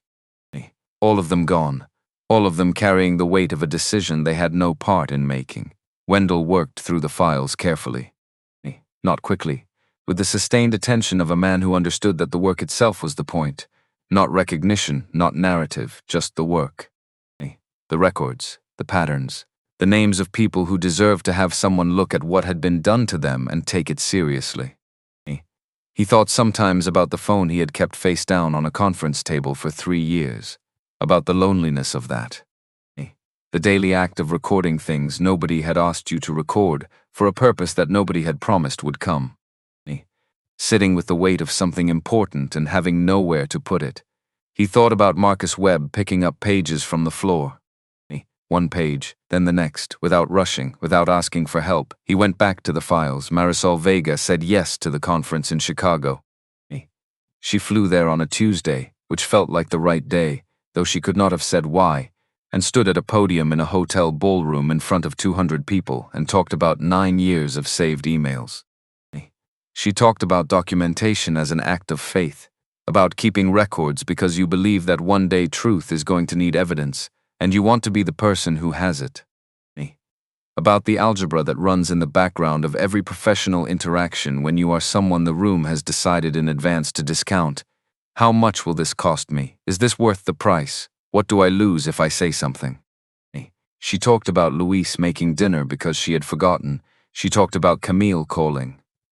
The thing I want you to take from this, she said at the end, is not the verdict. Not the audio clip, not the press release. She looked out at the room, 200 faces, many of them carrying their own versions of the same story. The thing I want you to take is the file. The 9 years of records kept in the background with no guarantee they would ever matter. She paused. Keep your records, keep them carefully, because the truth is only as strong as the evidence behind it. And the evidence is only as strong as the person who was paying attention. The applause built slowly, the way it builds when hands are moving while minds are still working. Terrell Booker opened his company in April, 2 employees including himself, a room in a shared workspace with a window overlooking a parking lot. A logo he had revised 14 times at his kitchen table, which was 12 times too many and still felt right. The first investment check arrived in May. Webb Capital Group letterhead. Marcus Webb's signature at the bottom, careful, unhurried, the signature of a man who understood that signing something was a commitment and treated it accordingly. Terrell held the check for a long time. He thought about an 11-minute performance review and a recording he'd kept in a drawer for 2 years without knowing what to do with it. He thought about Camille Forsyth saying, "Your story matters, will you tell it?" He thought about the answer he had given. He deposited the check, called his mother. She cried. He held the phone away from his ear for a moment and looked at the parking lot outside his window. Ordinary, unremarkable, exactly the right backdrop for something that mattered. And then he cried too. Because there was no one else in the office. Because sometimes that's the condition under which the important things are allowed to happen. Brooklyn and beyond. The year after Elliot Shaw was appointed interim CEO, on the same afternoon the board voted. His first official act was not a strategic meeting or a restructuring announcement or a communication to the press. It was something he had been rehearsing in his head for 6 months, without knowing if he would ever have the standing to perform it. He stood in the lobby of the Huxley and Crane building at 9 o'clock on a Thursday morning, not in a conference room. Not behind a podium on a stage. In the lobby, beside the reception desk, in front of the wooden bench beside the door marked maintenance. All staff who wished to attend were invited. Most of them came down. They stood in clusters on the marble floor, holding coffee cups, unsure of the register this was going to take. Elliot had no notes. He talked about October 9th, about sitting at a mahogany table on the 38th floor, about watching a man extend his hand and have it refused. About watching 68 pages of work get scattered across polished wood, about a man picking up those pages, one by one in silence, while 12 people watched and said nothing. He talked about himself, about fear that dressed itself as professionalism, about the specific cowardice of a person who knows what is happening and calculates the cost of speaking and decides the cost is too high. I sat there, Elliot said. I knew who Marcus Webb was. I had spoken to his office 4 times in 4 months. I had read his proposal, and I sat in that chair and I said nothing, and I told myself that it wasn't my place, and I told myself that saying something would cost me something I couldn't afford, and I told myself a dozen other things that were all true and all completely beside the point. His voice broke on the word point. He didn't stop. I'm not asking for absolution. I'm telling you what I did because I think the people in this building deserve to know what happened in their name. And because I think, he stopped, gathered the sentence. I think the only way to build something different is to be honest about what the old thing actually was. He folded nothing because he had no notes to fold. He simply stopped speaking when he was done. The lobby was quiet for a moment. Then someone started clapping, slow then faster than the whole room. Elliot nodded once, got back in the elevator, went to work. 3 weeks later, a white envelope arrived at his office, no return address, his name in handwriting on the front. Inside, a single sheet of plain white paper, no letterhead, 4 words: "It took courage. Thank you." Elliot read it standing at his desk. Read it again. Then he opened the center drawer and placed it inside, face up, where he would see it each time the drawer opened. He left it there for the years he remained in that office. It was still there when he left. Wendell Okafor joined the Independent Oversight Committee in January. He drove to his first meeting in a car he'd owned for 7 years and parked in a lot that charged $12 an hour and walked into a building that was not trying to make him feel small. He sat at a plain conference table with 4 other committee members and a stack of personnel files going back 8 years. He knew some of the names in those files. He worked through them carefully, methodically, with the specific attention of a man who understood that the work itself was the point. Not the recognition, not the narrative around it. Just the work, the files, the patterns, the people whose names had been numbers in a system that had decided in advance what they were worth. He thought, sometimes about a phone kept face down on a conference table for 3 years, about the specific loneliness of keeping records that nobody had asked for a purpose that nobody had promised would come. About the morning he had sat in a coffee shop across from a journalist named Camille Forsyth and set the phone on the table between them. He thought about Marcus Webb picking up pages from the floor, one by one without rushing. He went back to the files. Marisol Vega said yes to the conference in Chicago in March. She flew there on a Tuesday morning, which felt important for reasons she didn't entirely explain to Luis when he drove her to the airport.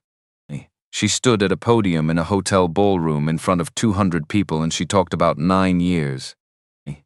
About documentation as an act of faith. About saving things because you believe that one day truth is going to need evidence and you want to be the person who has it.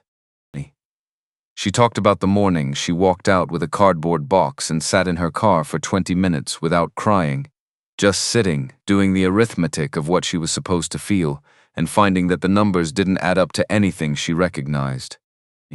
She talked about Luis making dinner because she'd forgotten. She talked about Camille calling. The thing I want you to take from this, she said at the end, is not the dramatic part. Not the verdict, not the audio, not the press release. The thing I want you to take is the file.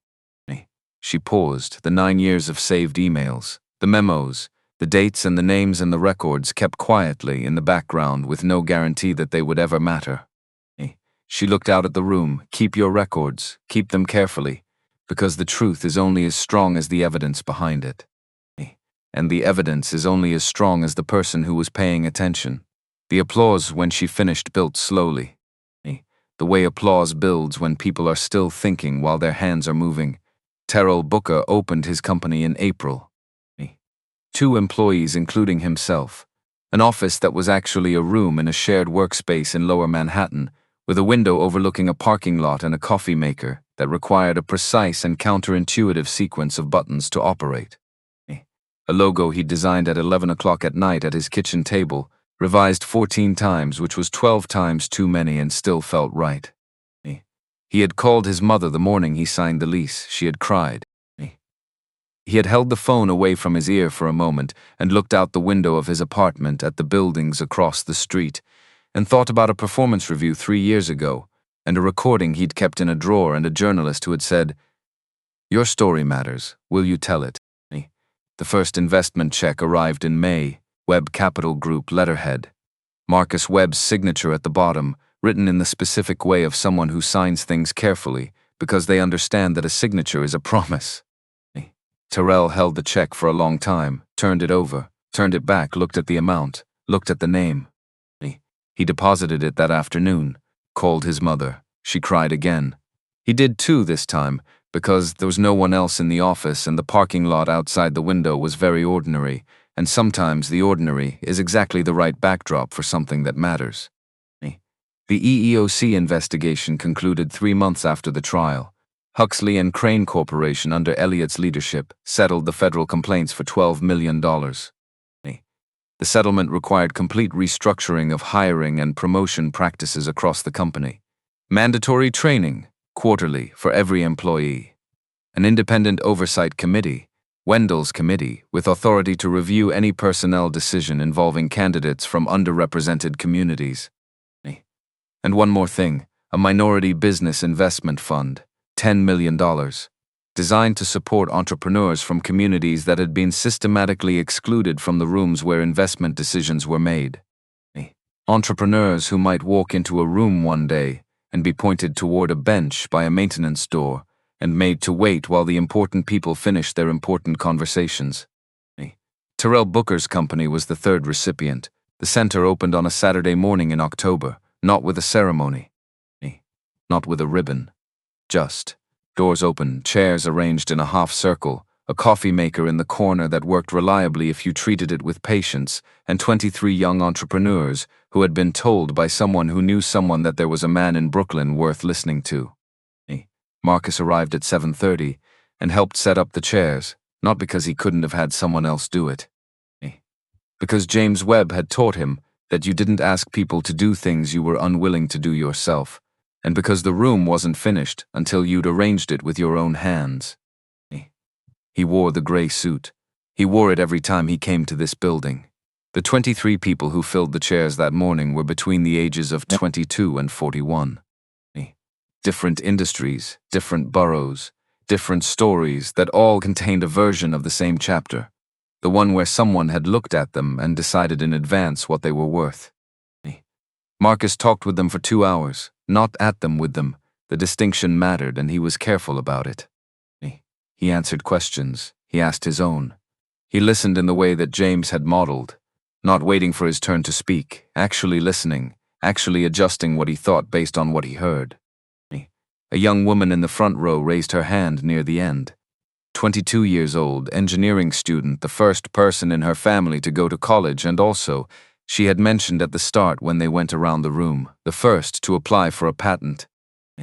She had the particular quality of someone who has never been entirely sure they are allowed to take up space in certain rooms and has decided to take it up anyway. "Mr. Webb," she said, "what do you do when someone tells you that you don't belong?" Marcus looked at her. The same expression he had worn in the boardroom, the same steadiness. Not performed, just present. "You show up the next day," he said. "And the day after that, and every day after that, until the room changes or you build one that was designed for you from the start." He paused. "And then you leave the door open. That's the part people forget. You leave the door open." She wrote something in the notebook on her knee. He didn't see what she wrote. He would see it 2 years later, when she came back to the center to speak at a workshop for the next cohort.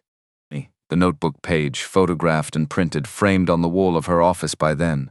Show up, build the room. Leave the door open. He didn't know that yet. He was just answering a question on a Saturday morning in October, in a room that smelled like fresh lumber and coffee, 3 blocks from where he had learned to ride a bicycle and where his grandmother had pressed his school uniform, and where James Webb had sat at a kitchen table and gone back the next morning. He didn't know Aliyah was there until he turned to say goodbye to the contractor, who had come back to check on the east wall outlets. She was in the last row, 3rd chair from the right. In the coat she'd said since her 2nd year of law school, the one with the slightly too long sleeves that she kept meaning to have altered. Her notebooks were in her bag. She'd been here long enough to have heard most of it, which meant she'd arrived quietly and sat quietly and waited. Which was, Marcus thought, very much her mother's daughter. He crossed the room. She stood, and for a moment they just looked at each other. Father and daughter, in a room that smelled like new construction and possibility, with the October light coming through the window frames that didn't have glass yet. "You didn't tell me you were coming," he said. "I finished the paper," she said. "Got my grade back yesterday." And, distinction, a pause. The professor wrote precise and compelling argument in the margin. Marcus nodded. "Good. I came to see the building," Aliyah said, "and to see you in it." They walked out together into the October morning.